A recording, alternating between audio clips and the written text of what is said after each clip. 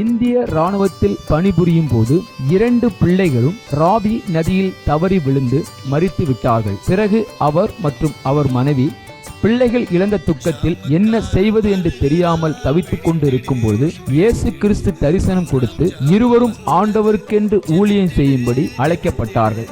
அவர்கள் செய்து வரும் சத்திய வேத ஆராய்ச்சி ஊழியம் ஆண்டவருடைய கிருபையால் வல்லமையாக நடைபெற்று வருகிறது. அவர்கள் கொடுக்கும் ஆண்டவருடைய வார்த்தையை நாம் கேட்போம்.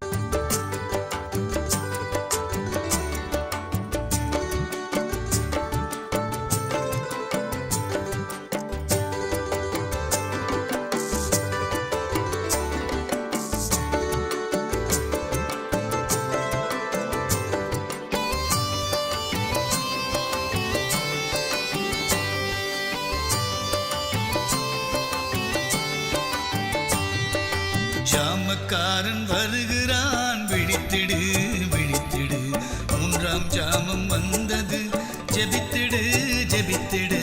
ஜாமக்காரன் வருகிறான், விழித்திடு விழித்திடு, 3ஆம் ஜாமம் வந்தது, ஜெபித்திடு ஜெபித்திடு. பரிசுத்த வசனத்தை தேடி நீயும் வாசி, படித்ததை மறவாமல் கருத்துடன் தியானி. பரிசுத்த வசனத்தை தேடி நீயும் வாசி, படித்ததை மறவாமல் கருத்துடன் தியானி.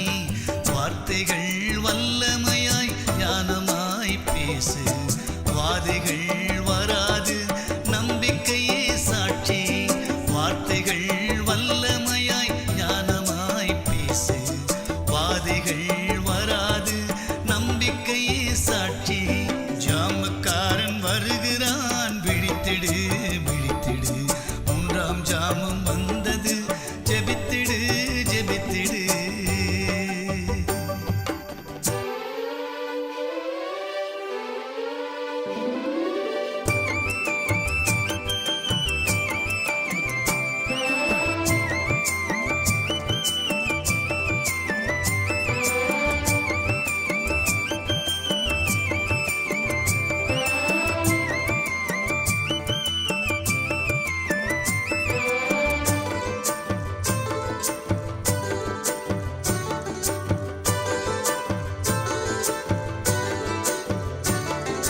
ஜெப ஆவி உலகத்தில் மழையாய் பெய்யணும், ஜகத்தை ரட்சிக்கும் அக்கினி இறங்கணும். ஜெப ஆவி உலகத்தில் மழையாய் பெய்யணும், ஜகத்தை ரட்சிக்கும் அக்கினி இறங்கணும். ஜெபம் செய்யும் வீரர்கள் சபையில் எழும்பணும், ஜெயம் பெற்ற ஸ்திரீகளும் முழங்காலில் நிற்கணும். ஜெபம் செய்யும் வீரர்கள் சபையில் எழும்பணும், ஜெயம் பெற்ற ஸ்திரீகளும் முழங்காலில் நிற்கணும். ஜாமக்காரன் வருகிறான், விழித்திடு விழித்திடு, 3ஆம் ஜாமம் வந்தது, ஜெபித்திடு ஜெபித்திடு.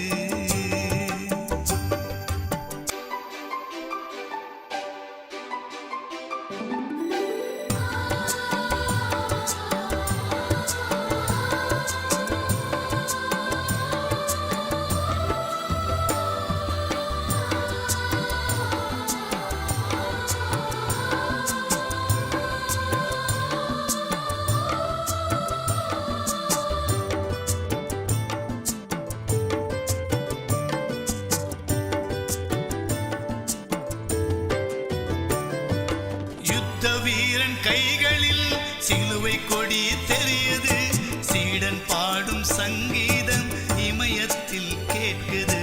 யுத்த வீரன் கைகளில் சிலுவை கொடி தெரியுது, சீடன் பாடும் சங்கீதம் இமயத்தில் கேட்குது. சமாதான சுவிசேஷ பாதரட்சை அணிந்திடு, ஆவியின் பட்டயமே அணி அணியாய் புறப்படு. சமாதான சுவிசேஷ பாதரட்சை அணிந்திடு, ஆவியின் பட்டயமே அணி அணியாய் புறப்படு. ஜாமக்காரன் வருகிறான், விழித்திடு விழித்திடு, 3ஆம் ஜாமம் வந்தது, ஜெபித்திடு ஜெபித்திடு.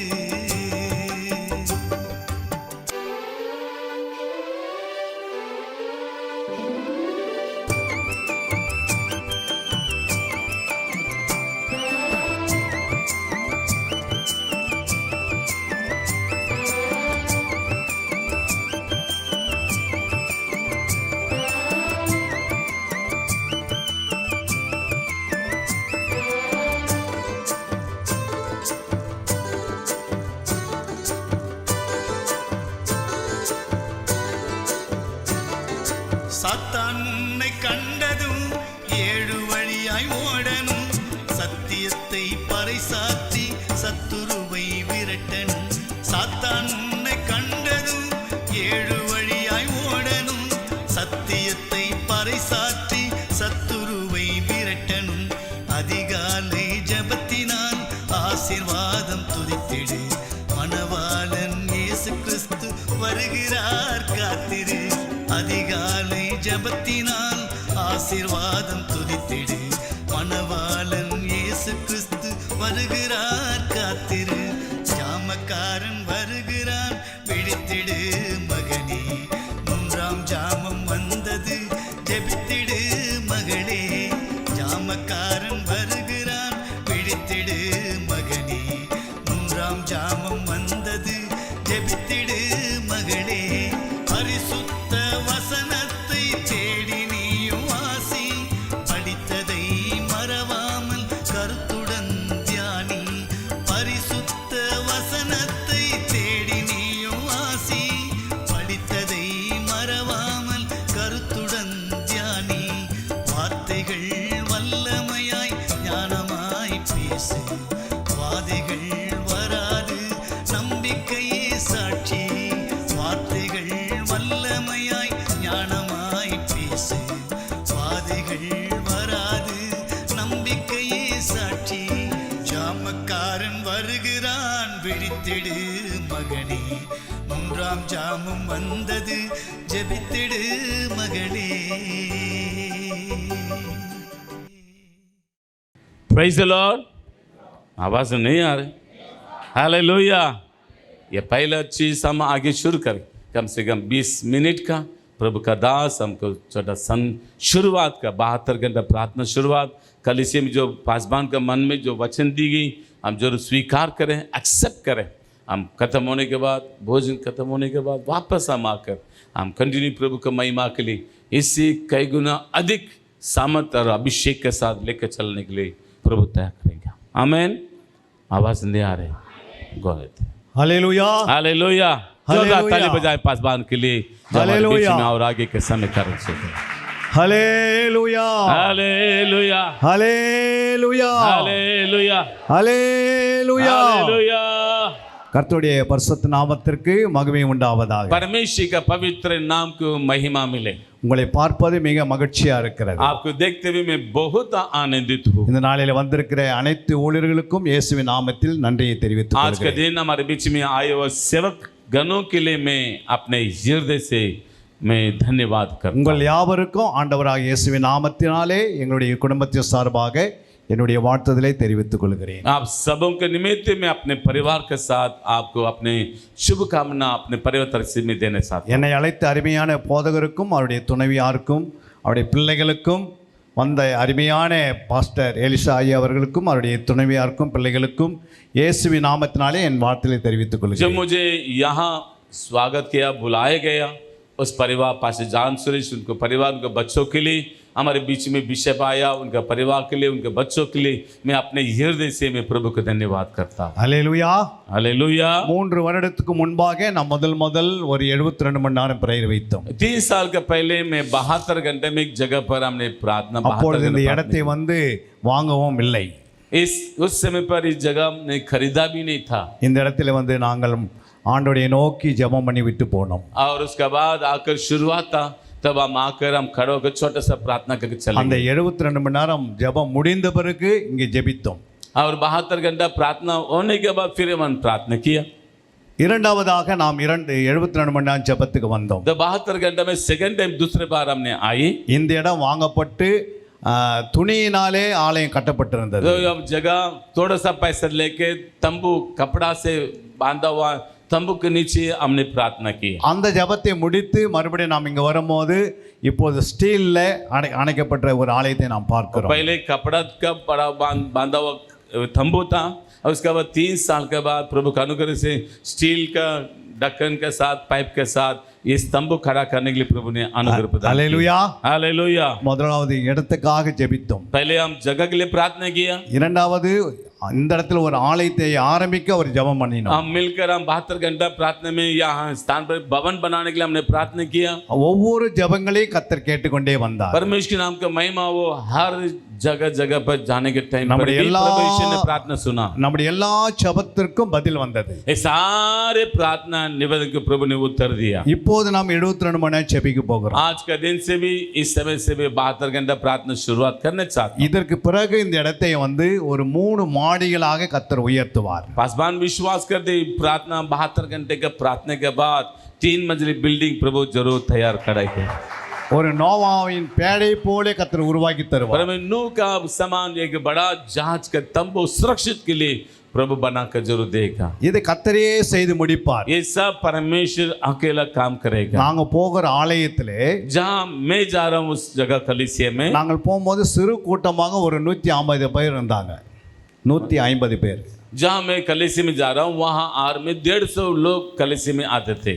இன்று பார்க்கும்போது கிட்டத்தட்ட ஒரு 15,000 பேர் வருகிறார்கள். जो मैं कलीसिया में पासवान जो कलीसिया में चेन्नई में जाते हैं अपोस्टलिक क्रिश्चियन असेंबली कम से कम 15,000 लोग उधर आते हैं। இப்பொழுது அந்த ஆலயம் 125 கோடிக்கு கட்டப்பட்டிருக்கிறது. अभी वो पासवान उनका कलीसिया के सदस्य लोग मिलकर 15,000 से अभी बढ़ते जा रहा 120 करोड़ रुपए का भवन बनाने के तैयार कर। அல்லேலூயா. हालेलुया। பெரிய ஆலயத்தை ஆண்டு கட்டி கொடுத்தார். और पूरा भवन निर्माण हो गया, थोड़ा बहुत बचा हुआ 15% वो भी पूरा करेगा। அதற்கு ஒரே ஒரு வழி ஜெபம்தான். उसको पूरा करने के एक ही मार्ग है, वो सिर्फ प्रार्थना। சபையார் ஜெபிக்க வேண்டும். पर पूरा कलीसिया लोग मिलकर प्रार्थना करना चाहिए। ஜெபமே ஒரு பெரிய ஆயுதம். और प्रार्थना है कि सबसे बड़ा हथियार। ஆண்டவராக இயேசு ஜெபத்தை அதிகமாய் விரும்புகிறார். और हमारा प्रभु यीशु मसीह अधिक से अधिक प्रार्थना को चाहता है। பணம் பெரியதல்லை, பொருள் பெரியதல்லை, पैसा अधिक नहीं, कार्य बड़ा बात नहीं है।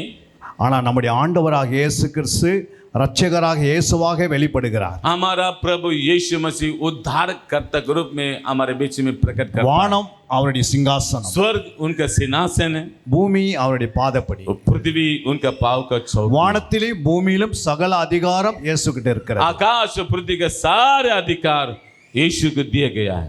ஆண்டவர் ஒரே ஒரு காரியத்தை சபையில விரும்புகிறது. परमेश्वर कलीसिया में एक ही बात को वो प्रभु चाहता है। சபையார் ஜெபிக்க வேண்டும், कलीसिया लोग मिलकर प्रार्थना करना चाहिए, சத்தியத்தை அறிய வேண்டும், सत्य को जानना चाहिए, விசுவாசத்திலே வளர வேண்டும், विश्वास में बढ़ना चाहिए, நல்ல சீஷர்களாக குவாலிஃபிகேஷன் பெற வேண்டும். अच्छी तरीके से चेले लोग बनने के लिए वो सिद्ध बनना चाहिए। நீங்கள் புறப்பட்டு போய் சகல ஜாதிகளை சீஷராக்க प्रभु வேண்டும். यीशु मसीह ने कहा सारे जगत में जाकर तुम उनके चेला बनाने के लिए प्रभु ने आज्ञा நீங்க दी। வளர வளர சபை வளர்ந்து கொண்டே இருக்கும். जब आप बढ़ते जाएंगे कलीसिया भी बढ़ते जाएंगे। நீங்கள் ஆவியில வளர வேண்டும், आप आत्मा में बढ़ना चाहिए, சத்தியத்திலே வளர வேண்டும், सच्चाई में बढ़ना चाहिए, சுவிசேஷத்திலே வளர வேண்டும், सुसमाचार में बढ़ना चाहिए, ஜெபத்திலே வளர வேண்டும், प्रार्थना में बढ़ना चाहिए, தேவ சித்தத்தை செய்வதிலே வளர வேண்டும். परमेश्वर की इच्छा को कार्यशील करने में बढ़ना चाहिए। நீங்கள் ஆசீர்வாதமாய் இருந்தால்தான் यदि आप कलीसिया लोग आशीषित है तो புதிய ஆத்துமக்களை கர்த்தர் சபைக்கு கொண்டு नया வருவார். आत्माओं को कलीसिया में जोड़ेगा। எத்தனை பேர் விசுவாசிக்கிறீங்க? कितने लोग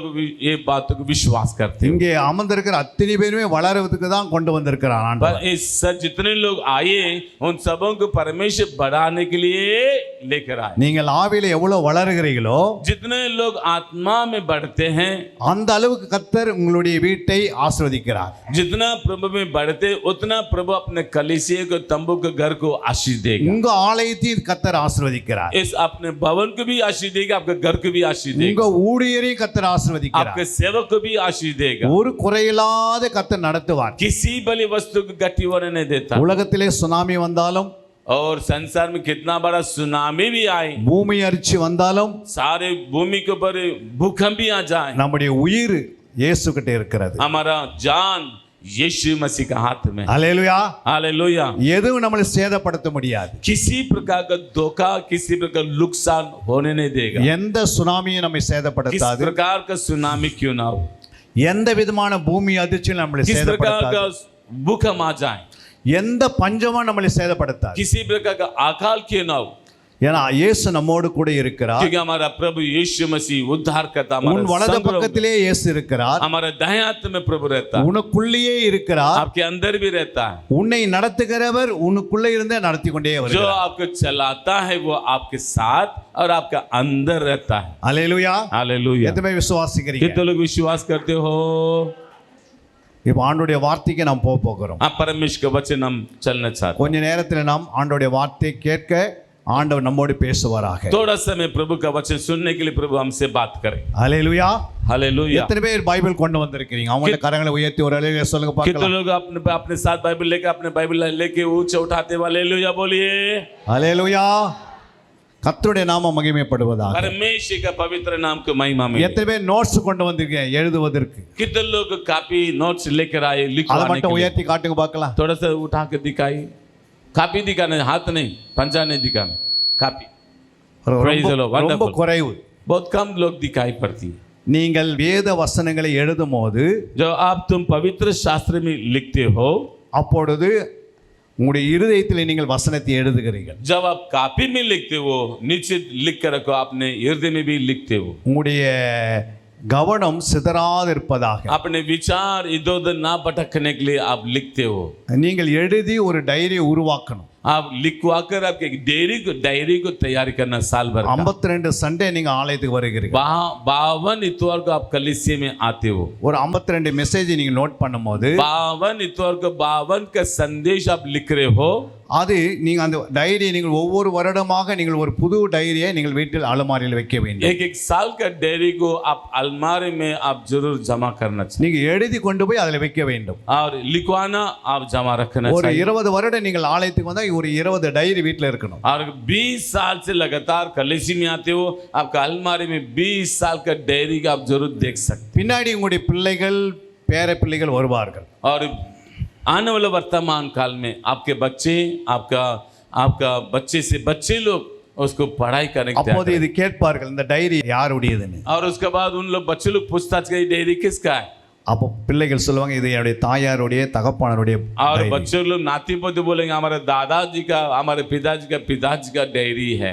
அதை பார்த்து அவர்கள் மகிழ்ந்து களி கூறுவார். और उसको देखते हुए पिताजी डायरी देखते हुए आनंदित हो जाएंगे. இயேசு சொன்னார் உங்கள் பிள்ளைகளுக்கு பொக்கிஷத்தை சேர்த்து வைங்கன்னு சொன்னார். और यीशु मसीह ने कहा अपने बच्चों को धन संपत्ति इकट्ठा करो. நீங்க வீட்டை சம்பாதிச்சு வைக்க வேண்டிய அவசியம் இல்லை. और अपने कलीसिया में ये सारे अपने घर में जमा नहीं करना பணத்தை சேர்க்க வைக்க வேண்டியதில்லை. और पैसा को जमा नहीं रखना. பரிசுத்தமான வேத எழுத்துக்கள் வார்த்தைகளை சத்தியங்களை உங்களுடைய பிள்ளைகளுக்கு கற்றுக் கொடுத்து அதை எழுதி கொடுத்தீங்கன்னா पवित्रता का संगति और वचन को आप अपने बच्चों को लिखवा कर जमा रखना. அந்த பிள்ளைகள் ஒரு நாள் பரலோகத்தில் வர முடியும். एक दिन आपके बच्चे जो डायरी लिखते या पढ़ते स्वर्गीय स्थान में जरूर प्रवेश करेंगे. அல்லேலூயா. हालेलुया. அப்ப எழுத வேண்டும். लिखना चाहिए. நீங்கள் எழுதும் போது நீங்கள் கற்றுக்கொள்கிறீர்கள். जब लिखते हैं अपने बच्चों को सिखाते हैं. உலகத்தில் எல்லாம் அழிந்து போயிடும்.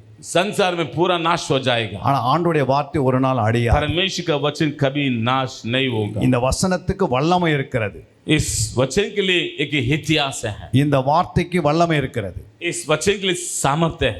இந்த வார்த்தை உங்களை ஆசீர்வதிக்கிறதா இருக்கிறது. ये वचन आपको आशीष देने के वचन रहेगा. எப்படியாப்பட்ட வியாதி இருந்தாலும் குணமாக்குறது ஆண்டவருடைய வார்த்தை. कितना बड़ा बीमारी क्यों ना वो उसको चंगाई करने के लिए शक्तिशाली का वचन आपके पास, हमारे पास है. இந்த வார்த்தை உன்னை சீர்படுத்துகிறது. ये वचन आपको सिद्ध बनाता है. இந்த வார்த்தை உன்னை நடத்துகிறது. ये वचन आपको चलाएगा.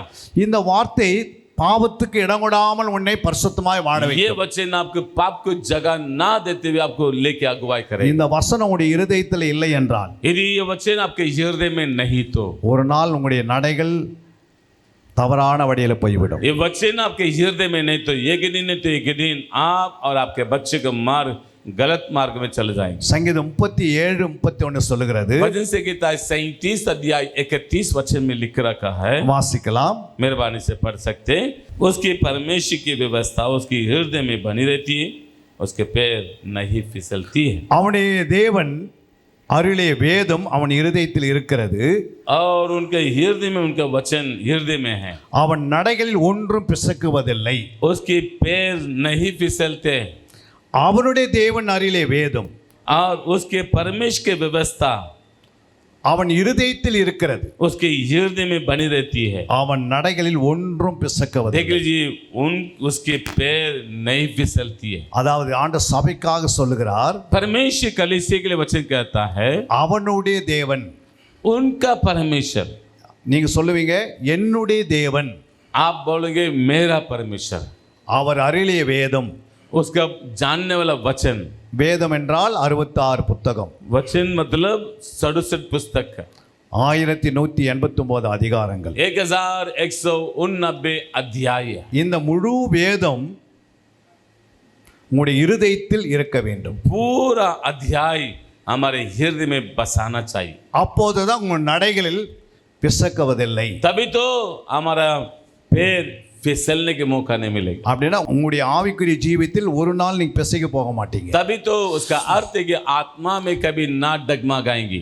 எல்லா நன்மைகளும் உங்களை தேடி வரும். सारे भलाई आपको ढूंढ कर आपके पास आएंगी। எல்லா ஞானமும் உங்களுக்குள்ள இருக்கும். सारे ज्ञान आपके पास रहेगी। எல்லா புத்திகளும் உங்களுக்குள்ள இருக்கும். सारे बुद्धि आपके पास रहेगी। எல்லா ஆவின் கனிகளும் உங்களுக்குள்ள வரும். सब प्रकार का आत्माओं का फल आपके पास रहेंगे। எல்லா தாளந்துகளும் உங்களுக்குள்ள வரும். सारे परमेश्वर का संपत्ति, परमेश्वर का वरदान जो आपके पास पहुंचेंगे। வேதம் உங்களுக்குள்ள இல்லை என்றால் यदि आपके हृदय के अंदर वचन नहीं तो, அடிக்கடி நீங்க விழுந்து விழுந்து எழுந்திருப்பீங்க. और बार बार आप गिरेंगे, खड़े रहेंगे।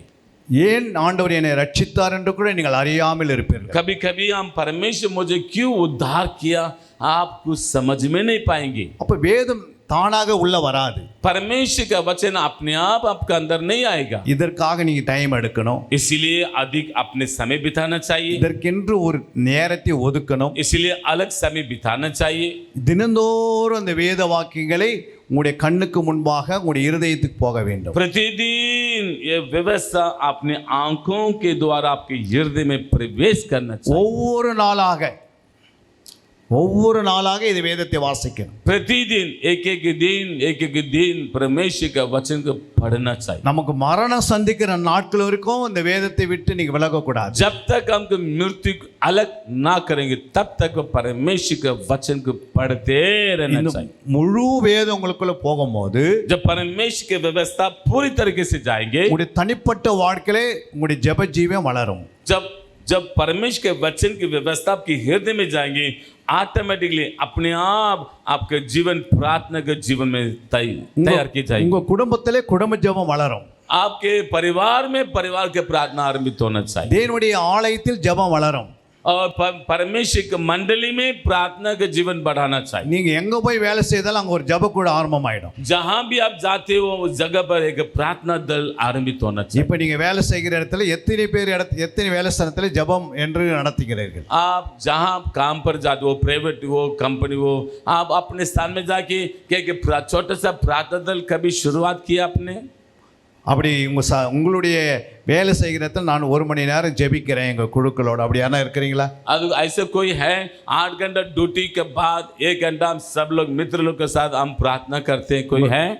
உங்க வேலை ஸ்தலத்தில் இருக்கிறவர்களுக்காக நான் ஜெபிக்கிறோம். हम आपके साथ मिलकर रहने वालों के साथ हम प्रार्थना कर सकते हैं। அப்படி யாரா இருந்தா கரங்களை உயர்த்தி காட்டுங்க. कोई है आपके स्थान में, जिस स्थान पर आप काम करते हो, हम 7 घंटे के बाद या 8 घंटे के बाद 1 घंटा हम अपने दोस्त मित्र लोग के साथ 2 या 3 घंटा मिलकर प्रार्थना करते। कोई है? அப்படி யாரா இருந்தா கரங்களை உயர்த்தி காட்டுங்க. ऐसे कोई है तो अपना हाथ उठाकर दिखाए। அப்படி யாருமே இல்லை. एक भी नहीं। ஆனால் நாங்கள் வேலை ஸ்தானத்தில் நான் செய்த வேலை இடத்துல 1 மணி நேரம் கட்டாயமே ஜெபம் பண்ணுவோம். जहाँ मैं डिफेंस में था, अभी मैं हम ऑर्डिनेंस फैक्ट्री में था, जहाँ मैं रहता हूँ 8 घंटा ड्यूटी के बाद बैठकर आधा से 1 घंटा हम प्रार्थना करते थे। அந்த லஞ்ச் டைமில் 1 மணி நேரம் நாங்கள் ஜெபம் பண்ணுவோம். और लंच टाइम में खाना होने के बाद 1 घंटा हम मित्र लोग के साथ हम प्रार्थना करते அப்பொழுது थे। இந்த வேதத்தை கூட எனக்கு வாசிக்க தெரியாது. उसका पहले हम ये वचन को हम पढ़ने के भी नहीं जानता था मैं। அந்த ஜெபக்குழுல போய் நாங்கள் சேர்ந்து விட்டோம். उस प्रकार का प्रार्थना दल में जाके मैंने भागीदारी हो गया, ஒரு 10 பேர் கூடி நாங்கள் ஜெபம் பண்ண ஆரம்பிச்சோம். और धीरे धीरे 10 लोग मिलकर हम प्रार्थना करना चालू किए। அங்க अनेक अधिकारिகள் ரட்சிப்புகளை நடத்த ஆண்டவர் கிருபை प्रभु के नाम की महिमा हो। उस स्थान ऑर्डिनेंस फैक्ट्री में बहुत सारे अधिकारी लोगों को उद्धार का मार्ग में हम लेकर चलाए, அதுக்கு உள்ள இருந்தே நாங்கள் PhD முடிக்க ஆண்டவர் கிருபை செய்தார். और उसके बाद धीरे धीरे वो जगह पर एक प्रेषल आरंभित शुरुआत किया। அந்த இடத்தில் இருந்து தான் நாங்கள் ஜெபத்தை அதிகமாக செய்ய ஆரம்பித்தோம். प्रभु के नाम का महिमा, वो धीरे धीरे एक प्रार्थना का आग वहां आरंभित होने लगा. இங்கே உங்களுடைய ஜெப வாழ்க்கை பெருகினாதான் அங்கே உங்களுடைய ஜெப வாழ்க்கை பெருகும். जब हम यहाँ अपना कलीसिया में मंडली में प्रार्थना काम बढ़ोतरी करेंगे, आप जहां भी जाएंगे तो भी आप प्रार्थना दल शुरू जरूर करेंगे. ஜெபம் என்னவே சாத்தானுக்கு எரிச்சல் உண்டாகும். प्रार्थना मतलब शैतान को खुजली उत्पन्न होता है. ஜெபம் என்றால் பிசாசுக்கு வேதனை உண்டாகுது. और प्रार्थना करेंगे शैतान को बड़ा वेदना आरंभित होती है. ஜெபம் என்றால் எல்லா ஆசீர்வாதம் சூழ்ந்து கொள்கிற இடமா மாறுகிறது. प्रार्थना मतलब सब प्रकार का आशीष के स्रोत को उत्पन्न करते हैं. எங்கெல்லாம் ஜெபம் இருந்ததோ அங்கே விடுதலை உண்டாயிச்சு. जहाँ जहाँ प्रार्थना होती बाइबल में वहाँ वहाँ छुटकारा को हम देखते हैं. தானியேல் சிங்கத்துக்கு குகையிலே ஜெபிக்கிறான். और दानियल एक सिंह के मान में प्रार्थना किया. அங்கே சிங்கத்தின் வழியாக அவனுக்கு எந்த சேதம் இல்லை. वहाँ प्रार्थना करने के कारण परमेश्वर शेर को द्वारा ये सिंह के द्वारा किसी प्रकार का चोट, किसी प्रकार का नुकसान होने नहीं दिया. நெகேமியா எங்கு ஜெபித்தானோ அங்க ஆலயத்தை கட்டப்பட்டது. जहाँ जहाँ नेहमिया प्रार्थना करने लगा वहाँ वहाँ परमेश्वर का मंडली की स्थापना की. எங்கே எஸ்தர் ஜெபம் பண்ணாங்களோ அங்க 128 நாடுக்கு விடுதலை உண்டாச்சு. जहाँ जहाँ एस्तर ने 3 दिन का उपवास का प्रार्थना आरंभित हुआ, 120 प्रांत में छुटकारा मिला कहकर लिख रखा. எங்கே ஜெபங்களா இருக்கிறதோ அங்கே பெரிய காரியங்களை கர்த்தர் செய்வார். जहाँ जहाँ प्रार्थना होती है वो बड़े बड़े कार्यशील होने के लिए प्रभु तैयार करेगा. அல்லேலூயா. हालेलुया. ஏன் உங்களால ஜெபிக்க முடியவில்லை? क्यों हम आप अकेला वो परिवार के साथ प्रार्थना कर नहीं पाते? ஆண்டவருடைய வார்த்தை உங்க இருதயத்தில் இல்லாதபடியினால் தான் क्योंकि परमेश्वर का वचन आपके हृदय के अंदर रखने के जमा ना होने के कारण, அதனால தான் ஜெபத்தை குறித்து நம்ம அறியாமை போய் விடுகிறோம். इसीलिए हम प्रार्थना के विषय में हम जानते ही नहीं. எந்த ஜெபமா இருந்தாலும் जो भी प्रार्थना क्यों ना हो, அது வேத வசனத்தோடு இணைக்கப்படுகிறது. ये वचन के साथ जुड़ा होना चाहिए. வசனத்தோடு இணைந்து நாம் ஜெபிப்பது தான் वचन ஜெபம். के द्वारा जोड़कर हम प्रार्थना करें. இது எல்லாருக்குள்ள இந்த ஜெப ஆவி இருக்க வேண்டும். ये प्रार्थना हम सबों का अंदर प्रार्थना का आत्मा चाहिए. அந்த ஜெபத்தை நீங்க ஏறெடுக்கும் போதுதான் जब उस तरीके से प्रार्थना करें, உன்னுடைய தனிப்பட்ட வாழ்க்கையில ஒரு வளர்ச்சி உண்டாகிறது. एक व्यक्ति के जीवन के बढ़ोतरी का आप दिखाई पड़ सकते, குடும்பத்திலே சமாதானம் உண்டாகிறது. परिवार में शांति आप देख सकते, ஒரு மனம் உண்டாகிறது. और एकता उत्पन्न होगी. எங்கே ஜெபம் இருக்கிறதோ அங்கே பிள்ளைகள் ஞானத்தில் வளர்வதை பார்க்கலாம். जहाँ प्रार्थना, जिस परिवार में प्रार्थना होती है, उनके बच्चे लोग ज्ञान और बुद्धि में बढ़ोतरी होंगी. நீங்க ஜெபம் பண்ணவில்லை என்றால் यदि आप लोग प्रार्थना नहीं करते, உனக்கு பின்னாடி வர சந்ததி ஜெபிக்காது. आपके पीछे आने वाला परिवार लोग प्रार्थना नहीं कर सकते. அதனால தான் ஜெபம் மிக அவசியம். इसीलिए प्रार्थना बहुत जरूरत है.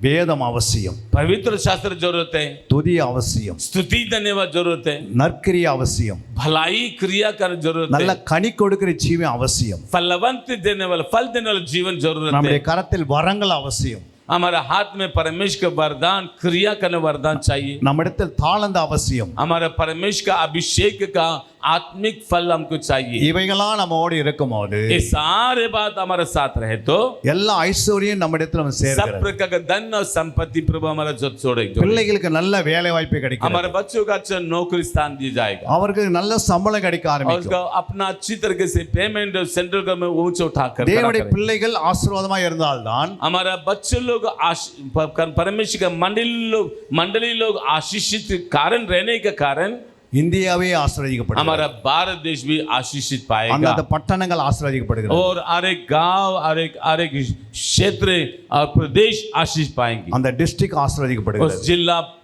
आशीष पाएंगे. ஏனென்றால் தேவனுடைய பிள்ளைகள் ஆசீர்வாதமா இல்லை என்றால் यदि परमेश्वर के लोग आशीषित नहीं तो மக்கள் மனம் திரும்பிய மாட்டார்கள். लोग मन नहीं फिराएंगे. அதனால தான் ஜெபம் மிக அவசியமானது. इसीलिए व्यक्ति के जीवन में, परिवार में, कलीसिया में प्रार्थना जरूरत है. எத்தனை பேர் விசுவாசிக்கிறீங்க? कितने लोग विश्वास करते हो? हालेलुया. ஏதோ நம்ம வந்து 72 மணி நேரம் ஜெபத்தை முடிச்சுட்டு போகிறதுக்காக அல்ல. कैसे भी वो चौथा बार आए, पादी साहब बहुत दूर से आए, 72 घंटा प्रार्थना खत्म करें, हम चले जाएं. உங்களுக்குள்ள ஒரு வைராக்கியம் வேணும். आपके अंदर एक जलन होना चाहिए. தேவனை குறித்து ஒரு பாரம் வேணும். एक परमेश्वर के निमित्त आपके अंदर एक बोझ चाहिए. இந்த நாக்பூர் பட்டணத்தை ரட்சிப்புக்குள்ள நடத்தணும்னா அவங்க ஜெபம் மிக வல்லமையா हे மாறும். प्रभु, हमारा महाराष्ट्र के अंदर नागपुर मध्य स्थान में किसी भी हालत में उद्धार कीजिए, कह लगा हमारा जीवन एक बोझ चाहिए. ஜெபம் என்பது ஒரு மேக்னெட் மாதிரி. प्रार्थना एक चुम्बक के समान இங்கே ஜெபம் பண்ணால் ரயில்வே ஸ்டேஷனுக்காக நாம் ஜெபம் பண்ணுறோம் என்றால் நாக்பூர் ரயில்வே ஸ்டேஷனில் ரயில்வே ஒர்க்கருக்காக நாம் ஜெபம் பண்ணுறோம். அங்கே இருக்கிற ஆத்மா மனம் திரும்பி கொண்டு வருவார். यदि हम जैसे प्रार्थना मतलब एक चुम्बक के बराबर यहाँ से यदि रेलवे स्टेशन में रेलवे ड्यूटी करने वाला है, यदि हम प्रार्थना करें परमेश्वर निस्संदेह हम यहाँ प्रार्थना परमेश्वर स्टेशन में जो काम करते हैं उनको जरूर उद्धार करेगा. ஹல்லேலூயா. हालेलुया. இந்த பட்டணத்துள்ள தாசலுக்காக நாம் ஜெபம் பண்ணா அந்த தாசல்தாரே மனம் திரும்பி உள்ள வருவார். यदि एरिया का तहसीलदार के लिए प्रार्थना करें प्रभु तहसीलदार को भी उद्धार करेगा. ஹல்லேலூயா. हालेलुया. இங்கிருந்து நீங்க ஒரு டிரைவருக்காக நீங்க ஜெபம் பண்ணீங்கன்னா இருக்கிற அத்தனை டிரைவர்களுக்கும் அவங்க மனம் திரும்பி உள்ள வருவார். यदि किसी के नाम लेकर अपने गाड़ी के driver truck driver bus driver प्रार्थना करेंगे निस्संदेह वो ड्राइवर को भी प्रभु उद्धार இந்த करेगा. आमीन. நாக்பூருக்கு முழுமையா நீங்க ஜெபம் பண்ணீங்கன்னா கர்த்தர் இந்த நாக்பூரவே ரட்சித்து சபை கொண்டு इन வருவார். नागपुर शहर में जितना कम से कम 36 से 37 लाख लोगों के लिए हम प्रार्थना करेंगे निस्संदेह वर्तमान भविष्य काल में उन लोगों को उद्धार करता यीशु को पहचानेंगे. ஹல்லேலூயா. இது 1000 பேர் நிரம்பின சபையா இருக்காது. ये कलीसिया 1000 लोगों से भरा हुआ कलीसिया नहीं रहेंगे. இது லட்சக்கணக்கா மாறிவிடும். हजारों लाखों से भरा हुआ कलीसिया को प्रभु स्थापना हालेलुया. कर सकेगा. हालेलुया. ஜெபம் மேக்னெட்டா வேலை செய்கிறது. प्रार्थना चुम्बक के समान काम करेगा. ஜெபம் ஒரு பரிசுத்தத்தை குறிக்கிறது. प्रार्थना एक पवित्रता को दर्शाता है நம்முடைய தேவன் பரிசுத்தமுள்ள தேவன். क्योंकि हमारा परमेश्वर पवित्र परमेश्वर. நம்முடைய ஜெபம் தேவனோட நாம் பேசுகிறோம். हम प्रार्थना परमेश्वर के साथ वार्तालाप करते. நம்ம எவ்வளவு பேசுகிறோமோ எவ்வளவு விண்ணப்பிக்கிறோமோ जितना वार्तालाप करते जितना परमेश्वर से बातचीत करते हैं நாம் பரிசுத்தமாய் கொண்டே இருப்போம். परमेश्वर हमको पवित्र करते रहेगा. आमीन. பரிசுத்தத்தை மேல் இன்னும் பரிசுத்தமா மாறும். पवित्रता के ऊपर पवित्रता करेगा. அதனால தான் ஜெபம் என்பது ஒரு பரிசுத்த தேவனோட நம்ம இணைந்து क्योंकि ஜெபிக்கிறோம். प्रार्थना पवित्रता का साथ संगति को प्रभु तय करेगा. உனக்கும் ஆண்டவருக்கும் ஒரு தொடர்பு உண்டாகுது. आप और परमेश्वर के संगति में बने रहेगा. அவர் பரிசுத்தமுள்ள தேவன், वो पवित्र परमेश्वर है, ஒரு வல்லமுள்ள தேவன், सामर्थ्य परमेश्वर है, அவர் அக்னிமயமான वो உலாவுகிறவர். आग के बीच में निवास कर परमेश्वर. அவருடைய அக்னி அபிஷேகம் உண்மையிலே இறங்கி வரும். वो आग का अभिषेक आपके ऊपर அவருடைய उतरेगा. வல்லமை உண்மையிலே இறங்கி வரும். वो अभिषेक महिमा उपस्थिति आएगा. ஜெபம் நீங்க செய்ய வேண்டியதில்லை. अब प्रार्थना आप नहीं करेंगे, உங்களுக்குள்ள இருக்கிற அபிஷேகம் ஜெபமா பண்ணாம आपके अंदर रहने वाला अभिषेक आपके प्रार्थना का आत्मा से उठाकर खड़ा करेगा. ஹல்லேலூயா. हालेलुया. அப்ப ஜெபிக்கும் போது உங்களுடைய சரீரத்தின் பலத்தால் தான் ஜெபிக்கிறீங்க. शुरुआत में आपका शरीर निर्बलता का साथ आप प्रार्थना करते हो. அதனால தான் ஆண்டவர் கேட்ட 1 மணி நேரமாவது ஜெபிக்க கூடாது என்று சீஷர்களிடத்தை தேவன் கேட்டார். हम वहाँ मत्ती सुसमाचार लूका सुसमाचार 24 अध्याय में आप लोग मेरे साथ 1 घंटा प्रार्थना क्यों नहीं कर सकते? அந்த 1 மணி நேரம் கேட்டார். 1 तास 1 घंटा प्रार्थना के लिए करो. அப்ப தேவனுடைய அபிஷேகம் அவங்க மேல இல்லை.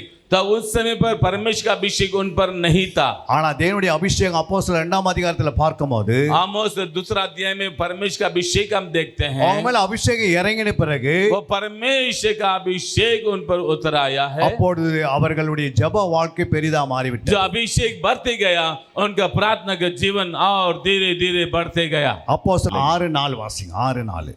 और छठवां दिन चौथा वचन में लिख रखा ஜெபம் பண்ணுவதிலும் தேவ வசனத்தை போதிக்கிற ஊழியத்திலும் இடைவிடாமல் தரித்திருப்போம் என்றார்கள். परंतु हम तो प्रार्थना में और वचन की सेवा में लगे रहेंगे.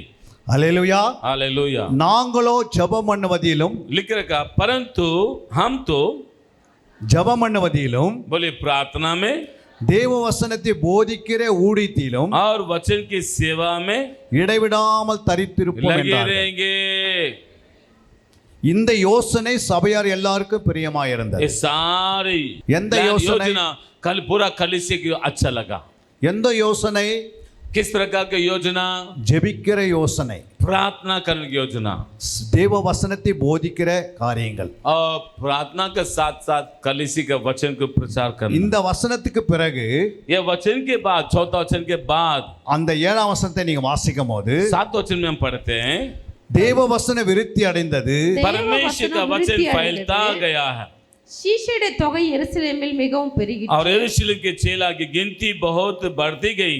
ஆசாரியர்கள் அநேகர் விசுவாசத்துக்கு கீழ்ப்படிந்தார்கள். याजकों को एक बड़ा समाज इस मंथ में अधिक आधीन हो गए. ஜெபிக்கிற சபை, போதிக்கிற வசனத்தை போதிக்கிற சபை प्रार्थना करने वाला कलीसिया, शिक्षा देने कलीसिया, இந்த சபை எப்போதும் வளர்ந்து கொண்டே இருக்கும். और दिन प्रतिदिन बढ़ते இது जाएगा. யாராலும் பிசாசால தடுக்கவே முடியாது. ये बात कोई भी उसको रोक नहीं सकेगा.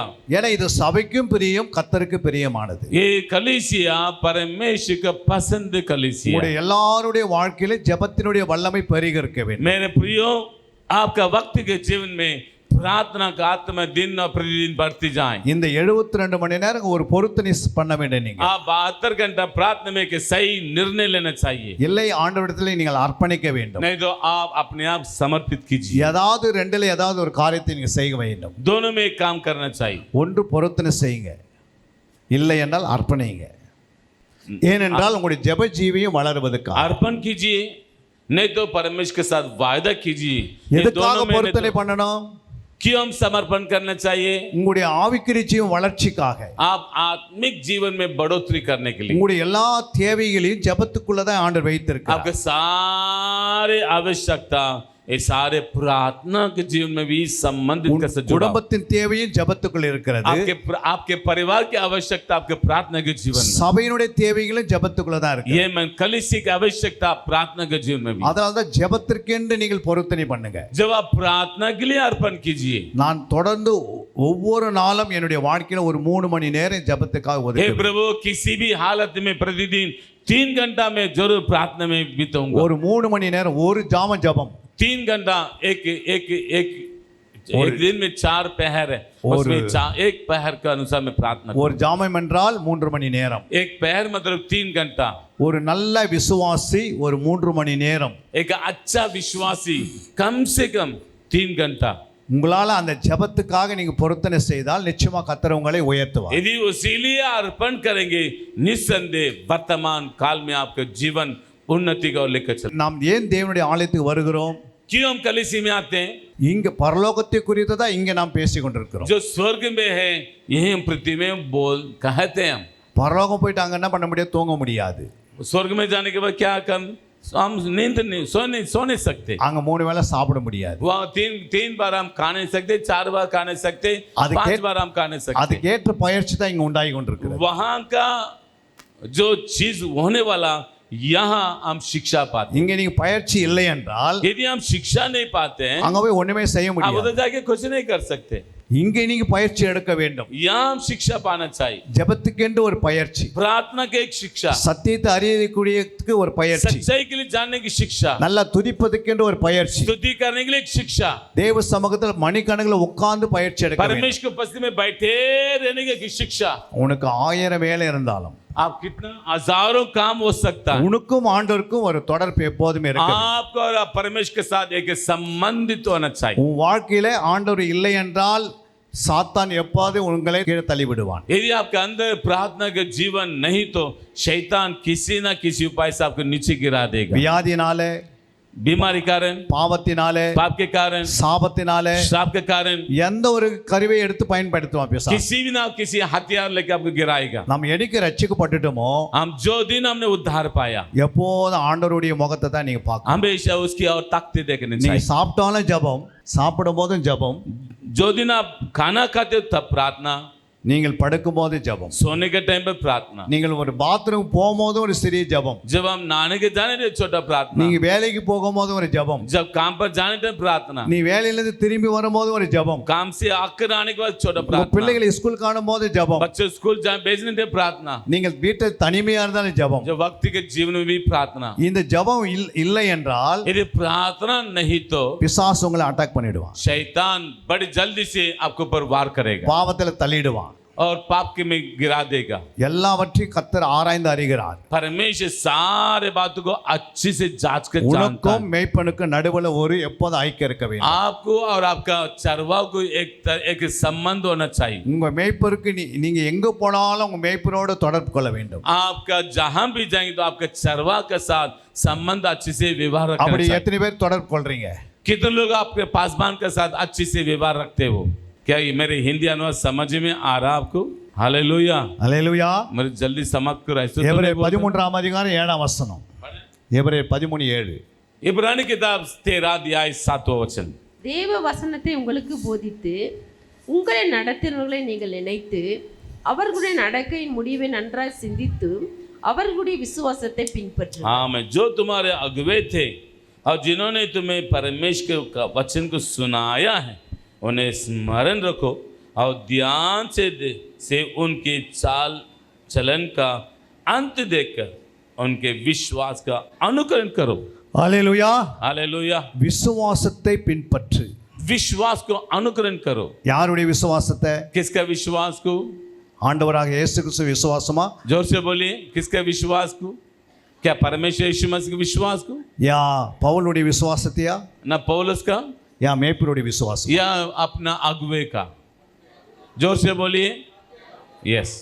அல்லேலூயா. हालेलुया. பாருங்க, ஆண்டவர் ஒரு மேய்ப்பன் மேல அவருடைய விசுவாசத்தை பின்பற்றி ஏன் அவர் முழுமையை சொல்கிறார்? यह वचन में लिखा है आपका अगुवे का विश्वास को अनुकरण करो. क्यों कहता है? உங்களுடைய மேய்ப்பனுக்கு அன்றல் தான் நீங்க இருக்க வேண்டும். आपका अगुवे के का हाथ के नीचे ही रहना चाहिए. அங்க சொல்லப்பட்டிருக்கிறது. वहाँ लिखा है. அந்த வசனத்தை நீங்க தெளிவா பார்த்தீங்கன்னா, आप ध्यान से पढ़े तो தேவ வசனத்தை உங்களுக்கு போதித்து, जो परमेश्वर का वचन को உங்களுக்கு போதித்து सिखाते हैं. பாருங்க, போதிக்கிறது யாருன்னா உங்க மேய்ப்பன். जब परमेश्वर के वचन को सुना, कौन सुनाता? आपके चरवा. தேவனுடைய வசனத்தை உங்களுக்கு போதிக்கும் போது நீ கவனிக்க வேண்டும். परमेश्वर का वचन को जो सिखाते हैं आप ध्यान से सुनना चाहिए. யார் போதிக்க வேண்டும்? कौन सिखाता है? உங்க மேய்ப்பன் போதிக்க வேண்டும். आपका चरवा. உங்க மேய்ப்பனுடைய போதகத்தை நீ கவனமா கேட்க வேண்டும். आपका चरवा का वचन को बड़े ध्यान से सुनना चाहिए அதை எழுத வேண்டும். और लिखना चाहिए.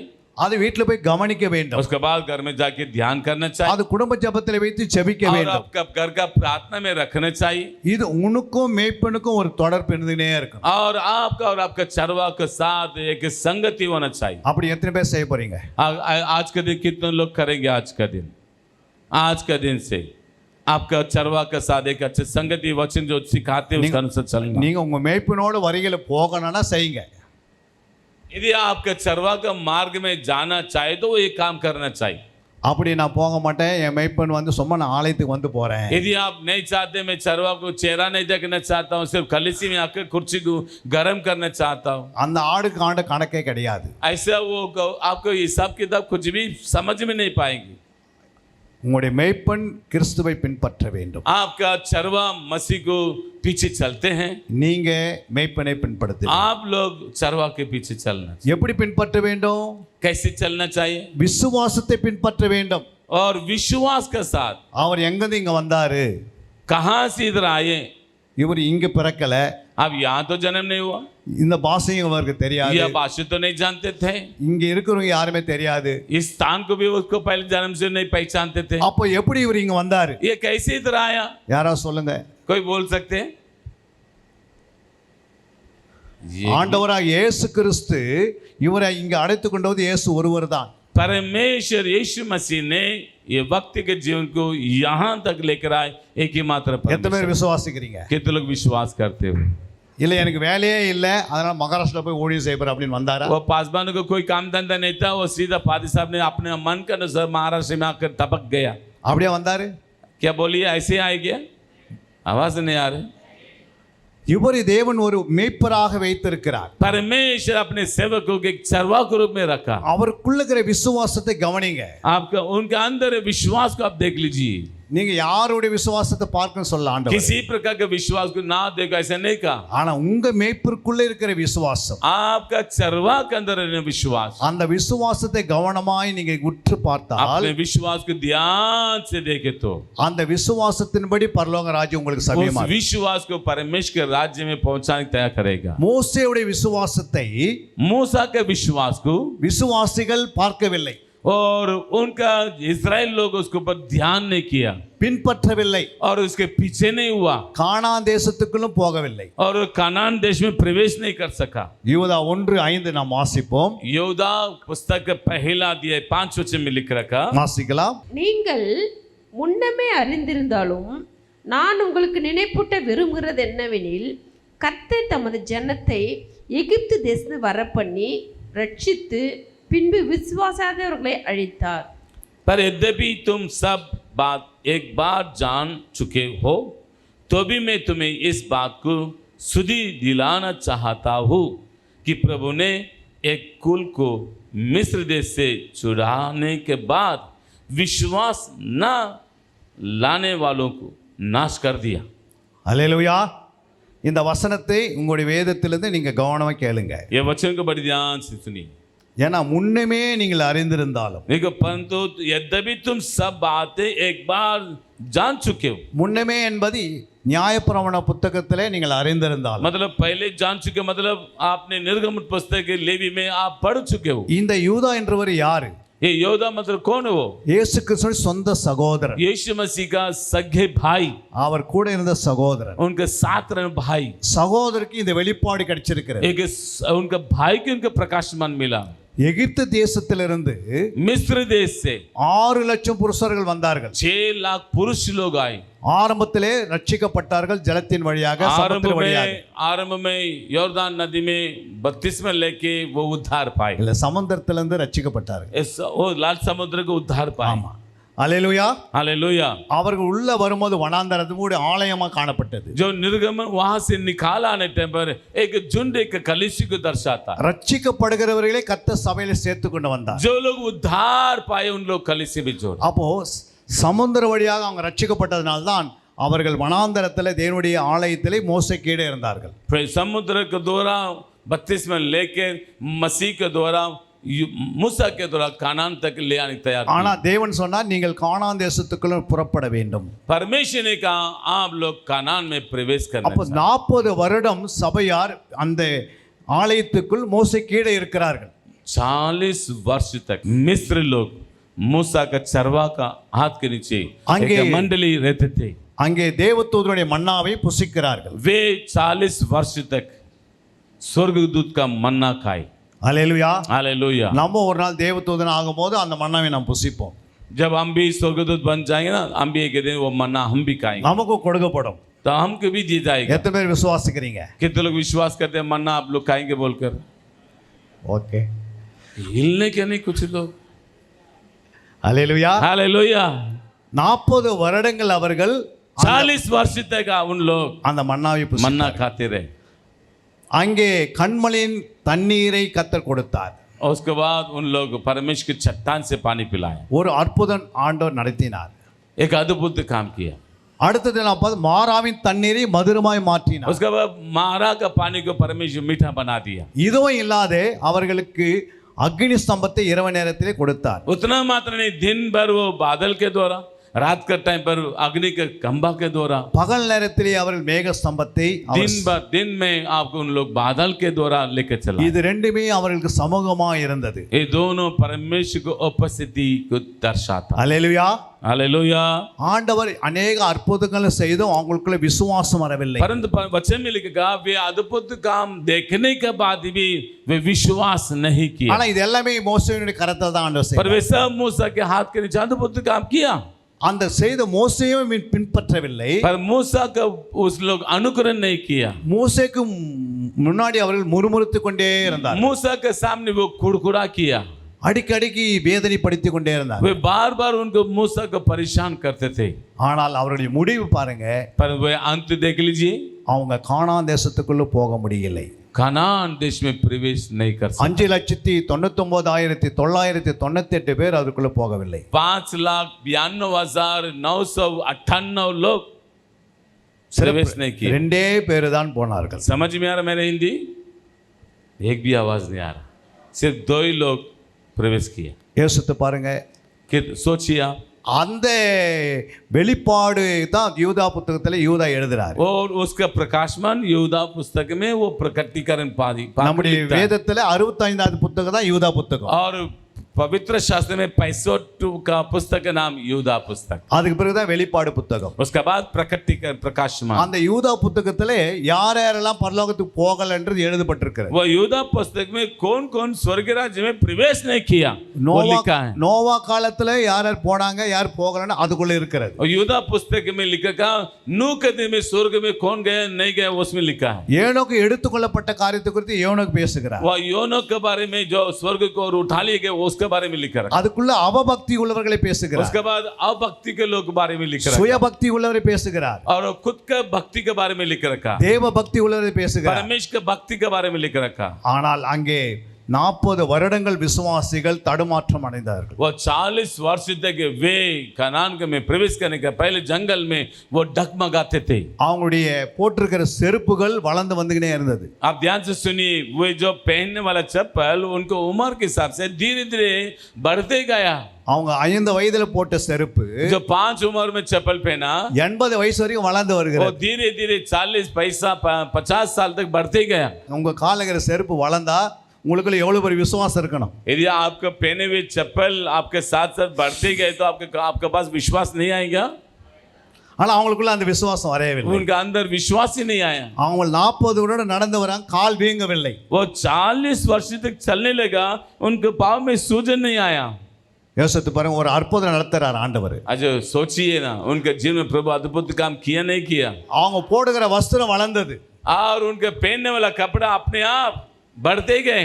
அந்த வஸ்திரங்கள் அவர்கள் குழந்தையில போட்டது பெரிய வரைக்கும் வளர்கிறது. और धीरे धीरे बच्चे जो 5 उम्र में था वो धीरे धीरे कपड़ा बढ़ते गए। அவங்க என்னைக்குமே துணியை போய் தைக்கல. वो जंगल में वे टेलर के पास जाके कपड़ा सिलाई नहीं उन लोग। எத்தனை பெரிய அற்புதத்தை கர்த்தர் செய்தார். कितना अद्भुत काम किया। हालेलुया। புறப்படும் போது 6 லட்சம் புருஷர்கள், वो निकाला नहीं थे, 6 लाख पुरुष लोग थे। 2 பேர் தான் கானான் தேசத்துக்குள்ள போகிறார்கள்.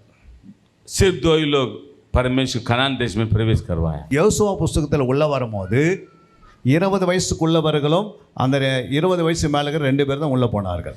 जो यहोशू की पुस्तक में पढ़ते हैं 20 साल के बाद जो प्रवेश की गई सिर्फ 2 लोग ही उसमें प्रवेश किए। யோர்தானிலே அவர் கால் வைத்தார்கள், यॉर्दान नदी में पाव रखे பரலோகத்துடைய மன்னா நின்று விட்டது. और यॉर्दान नदी में पाव रखे स्वर्ग का मन्ना बंद हो गया।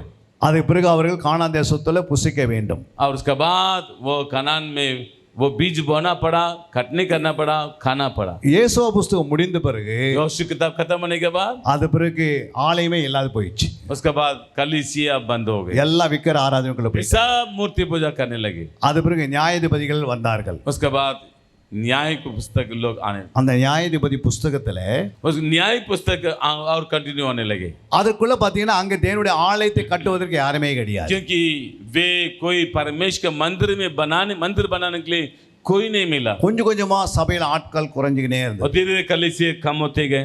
நீங்க 30 வருஷத்துக்கு பேக்ல நீங்க பாத்தீங்கன்னா पिछले 30 साल जाके देख लीजिए எவ்வளவு பேர் இருந்தாங்க. இப்போ 30 வருஷத்துக்கு முன்னாடி போனா ஊழியக்காரே இருக்க மாட்டாங்க. पिछले सालों में जितना सेवक लोग थे 30 साल के बाद उतना सेवक लोग उत्पन्न नहीं हो रहा। இனிமேல் பார்த்துக்கிட்டே வரீங்க, யாரும் ஊழியம் செய்வதற்கு முன்னாடி வருவது. धीरे धीरे देखे ना सेवक लोग कम होते जाते हैं। இப்போ எத்தனை பேர் ஊழியக்கார ஆக போறீங்க? கரங்களை உயர்த்தி ஒரு அலையில சொல்லுங்க பார்க்கலாம். आज मैं आपसे प्रश्न पूछताछ करना चाहता हूँ, कितने लोग हमारे बीच में प्रभु का सेवा करने के लिए तैयार करेंगे? ஒரு 30 வருஷம் ஆன பிறகு अगर 30 साल के बाद உங்களை நடத்துவதற்கோ உங்களை பிள்ளைகளை நடத்துவதற்கோ ஊழியக்காரர் இருக்க மாட்டாங்க. आपको चलाने के लिए, आपके बच्चों को चलाने के लिए कोई सेवक लोग ढूंढेंगे तो भी नहीं मिलेगा। அவ்வளவு கடினமா இருக்கும். बड़ा कठिनाई करेंगे। ஒரு அடக்காரனுக்கு ஆள் இருக்காது. एक तपन करने वाला, प्रार्थना करने को कोई सेवक नहीं ஒரு मिलेगा। குழந்தை பிரதிஷ்டை பண்ணதுக்கு ஆள் இருக்காது. और आपके बच्चों को समर्पित करने, प्रार्थना करने ஒரு कोई नहीं திருமணம் मिलेगा। செய்வதற்கு ஒரு ஊழியக்காரர் இருக்க மாட்டாங்க. कोई एक शादी चलाने के लिए अगुवे कोई नहीं मिलेगा। நீங்க நல்ல காரியத்துக்கெல்லாம் ஊழியக்காரர் கிடைக்காது. अच्छी काम करने के लिए सेवक नहीं मिलता। 30 வருஷம் கணக்கு போட்டு பாருங்க. आप सोचिए 30 साल के बाद क्या मिलेगा। இப்போ எனக்கு 60 வயசு, मुझे 60 उम्र है, 62 वयசு எனக்கு. मुझे 62 उम्र है। இன்னும் ஒரு 30 வயசு 90 வயசு நான் இருக்க முடியாது. 30 साल के बाद मैं नहीं रह இப்போ सकता। ஐயாக்கு 50 வயசு, अभी 54-55 साल हो गया। 30 வயசு கூட்டி பாருங்க. और 30 साल जोड़िए, ஊழியம் செய்ய முடியுமா? क्या सेवकाई कर सकते क्या? யோசித்து பாருங்க. நீங்க தான் செய்யணும். इतना चिल्ला सकते क्या? உங்க பிள்ளைகள் ஊழியம் செய்யணும். आपके बच्चे लोग सेवकाई करना चाहिए। நீங்க எழுப்பினாதான் அவங்க எழும்புவாங்க. आप लोग खड़ा करना चाहिए तभी तो उठेंगे। நீங்க உட்கார்ந்துட்டு கேட்டுன்னு போனீங்கன்னா अगर सिर्फ सुनकर जाएंगे तो அப்ப யார் ஊழியக்காரா இருப்பாங்க? कौन सेवकाई कर सकते हैं? உலகத்துல டீச்சர் உருவாறாங்க, கவர்மெண்ட் டீச்சர் எல்லாம் உருவாக்குறாங்க. संसार में गवर्नमेंट टीचर लोग उत्पन्न करते हैं, டிரைவர்களை உருவாக்குறாங்க, ड्राइवर लोग उत्पन्न करते हैं, பைலட் ஓட்டுறது பைலட் உருவாக்குறாரு. पायलट लोग तैयार होते हैं, அது பணத்துல உருவாகுது. वो पैसे से उत्पन्न होता है. ஆனா இது விசுவாசத்துல உருவாக வேண்டும். ये सेवकाई, இது सेवक लोग विश्वास से करो ना. விசுவாசிக்கிறவங்க எல்லாம் கூடும். जो विश्वास करते वो सब कुछ उनके लिए நீ होता है. விசுவாசத்தா தேவனுடைய மகிமையை காண்பாய். यदि विश्वास करते प्रभु का महिमा को देखोगे. தேவனால் கூடாத காரியம் ஒன்றுமே இல்லை. परमेश्वर के हाथ में सब कुछ संभव है. உங்க பிள்ளைகளை आपके बच्चों को, நீங்க ஊழியக்கார உருவாக்கலாம் கூட आपके सेवक लोग सेवक के समान खड़ा ना कर सकते, ஒரு वही சீசனாக உருவாக்கலாம். एक चेले के रूप में खड़ा करना चाहिए. எத்தனை பேர் சீசனா உருவாக விசுவாசமா இருக்கிறீங்க? कितने लोग चेले के रूप में मैं रहना चाहता हूँ. கரங்களை உயர்த்தி காட்டுங்க பார்க்கலாம். आप समझ में आ रहे क्या? मैं अपने मातृभाषा में नहीं बोल रहा. कितने लोग आप आने वाले दिन में चेला बनना चाहते हैं? நல்ல கரங்களை உயர்த்தி सीधा उठा के दिखाए ना, चेला बनना चाहते நீங்க हैं. वाह, கரம் உயர்த்திக்கே கஷ்டப்பட்டீங்கன்னா எப்படி ஆண்டவர் உருவாக்க வருவீங்களா? आप इंतजार कीजिए. अभी कठिनाई के साथ अगर हाथ उठा के दिखाई तो क्या आगे के क्या होगा? இயேசு உருவாகிறதுக்கு பிரயாசப்படுறாரு. प्रभु यीशु मसीह आपका अंदर उत्पन्न होने के लिए बड़ा कठिनाई के साथ उत्पन्न होता है. சீசரா நீ உருவாகினீங்கன்னா चेले उत्पन्न हो गए तो நீங்க அங்கிருந்து விழுந்தாலும் விசுவாசத்தை வந்து நிலைத்திருப்பீங்க. और उधर गिरेगी भी विश्वास के साथ स्थिर रहेंगी. அல்லேலூயா. हालेलुया. ஆனா நீ விசுவாசத்தை விழுந்தீங்கன்னா அவிசுவாசத்துல போயிடுவீங்க. यदि आप विश्वास में गिर जाएंगे अविश्वासी बन जाएंगे. வேதத்துல நிறைய ஆண்டவர் வேக்கண்ட வச்சிருக்கிறாரு. बहुत सारे बात गुप्त बात प्रभु ने रखा हुआ. இயேசு கிறிஸ்து சொன்ன கடைசி கட்டளை ஒரே கட்டளை தான். यीशु मसीह ने एक ही आज्ञा दी गई, ஒரே கட்டளை தான் அவர் एक கொடுத்தார். ही आज्ञा. மத்தேயு 28:19 ஒரே வார்த்தை சொன்னார். 28 सदी मत्ती 28 सदी 19 में लिख रखा, நீங்கள் புறப்பட்டு போய் சகல ஜாதிகளையும் சீசராக்கினார். तुम जाके सारे जातियों को चेला बनो. சீசரா உருவாகிறதுக்கு நீங்க உங்க வேலையெல்லாம் விட்டுட்டு என் பின்னாடி வான்னு இயேசு சொல்லல. प्रभु यीशु मसीह ने ऐसा नहीं कहा सारे कामों को छोड़कर मेरे पीछे हो ले. சொல்லுங்க பார்க்கலாம். 40 வருடம் இந்தியன் ஆர்மியில் ஒர்க் பண்ணி இருக்கிறேன். मैं 40 साल तक इंडियन आर्मी में मैंने ड्यूटी किया. 25 வருஷம் ஊழியம் செய்திருக்கிறோம். 25 साल मैंने सेवकाई किया. 10,000 சீசர்கள் உருவாக்கப்பட்டிருக்கிறாங்க. मैं 10,000 चेलों को उत्पन्न कर मेरे दर्शन है. ஒரு அல்லேலூயா சொல்லுங்க. हालेलुया, அல்லேலூயா. हालेलुया. ஒரு பக்கம் 24 மணி நேரம் ஒர்க் பண்ணோம். एक तरफ 24 घंटे मैंने ड्यूटी किया. ராணுவத்தில் யார் பணி புரிந்தாலும் 2 வருஷம் அவங்களுக்கு ட்ரைனிங். मैंने जो भी आर्मी में ड्यूटी करता है, सेना में ड्यूटी करता, 2 साल तक ट्रेनिंग देते. ஆனால் நீங்கள் சீசன் ஆகிறதுக்கு ட்ரைனிங்லாம் கிடையாது. या चेला बनने के लिए कोई ट्रेनिंग नहीं दे रहे. இங்கே கேட்டாவே இந்த 3 நாள் உட்காந்து கேட்டாவே நீங்கள் வளர்ந்துருவீங்க. यदि आप 3 दिन तक लगातार आप सुनते रहेंगे, निश्चित है आप जरूर चेला சத்தியத்தை बनेंगे. அறிவில் சத்தியம் உங்களை விடுதலை. सत्य को जानोगे, सत्य तुम्हें स्वतंत्र करेगा. சத்தியத்தை அறிவு தான் சீசன். हाँ, सत्य को जानना ही चेला. இயேசுவை பின்பற்றுகிறது தான் சீசன். ये जो यीशु मसीह के पीछे हो लेता वो चेला. இயேசுவை யார் பின்பற்றுகிறா அவங்களுக்கு பரலோகத்தில் இடம் உண்டு. जो यीशु मसीह के पीछे हो लेता उनके लिए प्रभु का राज्य में प्रवेश कर सकता. நீங்க இயேசுவை பின்பற்றலைன்னா ஆண்டவருடைய சமூகத்துக்கு போக முடியாது. यदि यीशु मसीह के पीछे नहीं हो लेता और परमेश्वर के राज्य में प्रवेश नहीं कर सकता. இயேசுவை பின்பற்றினால் நிச்சயமா உங்களுக்கு பரலோகத்தில் ஒரு இடம். यदि यीशु मसीह के पीछे हो लेते निस्संदेह प्रभु का राज्य में प्रवेश करेंगे. அல்லேலூயா. हालेलुया. அப்ப யாரை பின்பற்ற வந்திருக்கிறோம்? आप किसको हम पीछे होने के लिए आए हैं? இயேசுவை பின்பற்ற வந்துக்கிறீங்களா இல்லை நீங்க உங்களை நீங்கள் பின்பற்றி तो கொண்டிருக்கிறீங்களா? यीशु मसीह के पीछे होने के लिए आए क्या या अपने कामों से अपने आप से पीछे होने के लिए आए? बोलिए ना, सोने वाले जोर से बोलिए. நான் இயேசுவை பின்பற்ற வந்திருக்கிறேன். मैं यीशु मसीह के पीछे होने के लिए आया हूँ. இயேசு கடினமான வேலையை கொடுக்கல நமக்கு. यीशु मसीह बड़ा कठिन का काम हमको नहीं दिया. நீங்க நினைக்கிறீங்க ரொம்ப இயேசு ரொம்ப கடினமான வேலை शायद கொடுத்திருக்காரு. आप सोचते हो यीशु मसीह मुझे बहुत कठिन काम देता है. புதிய ஏற்பாட்டுடைய சட்டத்துக்கே நாம் கிருபையினால வளர்கிறோம். पवित्र शास्त्र में नया नियम के कानून के अनुसार परमेश्वर का अनुग्रह से हम बढ़ते हैं. இரண்டாவது பரிசுத்த ஆவியுடைய அபிஷேகம் நமக்குள்ள வருகிறது. पवित्र दूसरी बात पवित्र आत्मा का अभिषेक हमारे अंदर आता है. அந்த அபிஷேகம் உங்களுக்குள்ள இருந்தால் உங்களுக்கு கடினமா இருக்காது எதுவுமே. यदि आपके अंदर अभिषेक नहीं तो हर काम कठिन रहेगा. அபிஷேகம் இலவசம். ध्यान से सुनिए, परमेश्वर का अभिषेक मुफ्त में मिलता है. கிருபை இலவசம். अनुग्रह मुफ्त में मिलता है. இந்த ஆலயத்தில் நீங்கள் வந்து போறது இலவசம். आप कलीसिया में अंदर आना जाना आप मुफ्त में आते हो. ஆனா எதுக்கு வந்து போறேன்னு அது தெரியணும் உங்களுக்கு. आप किस बातों के लिए आना जाना करते हो उस बात को जानते ही नहीं. மரணத்துக்கு பிறகு இயேசு கிட்ட போய் நம்ம ஒரு நாள் நிக்கணும். और मृत्यु के बाद हम मसीह यीशु के सामने एक दिन खड़ा रहना चाहिए 2 கொரிந்தியர் 5:10 சொல்லுகிறது. दूसरा कोरिन्थियों 5:10 में लिख रखा நீங்களே கவனித்து பாருங்க. आप सोचिए அதுல என்ன சொல்றாரு இயேசு கிறிஸ்து? वहाँ क्या लिख रखा அந்த வசனத்தை கவனமா கேளுங்க. ध्यान से आप पढ़कर देख लीजिए. அது தெளிவாய் ஆவியானவர் அங்க பேசுகிறார். 5:10 पढ़ेंगे. ये अवश्य है यस कि हम सब का हाल मसीह के न्याय आसन के सामने खुल जाए, आमेन. कि हर एक व्यक्ति अपने अपने भले बुरे कामों का बदला जो उसने देह के द्वारा किया हो पाए.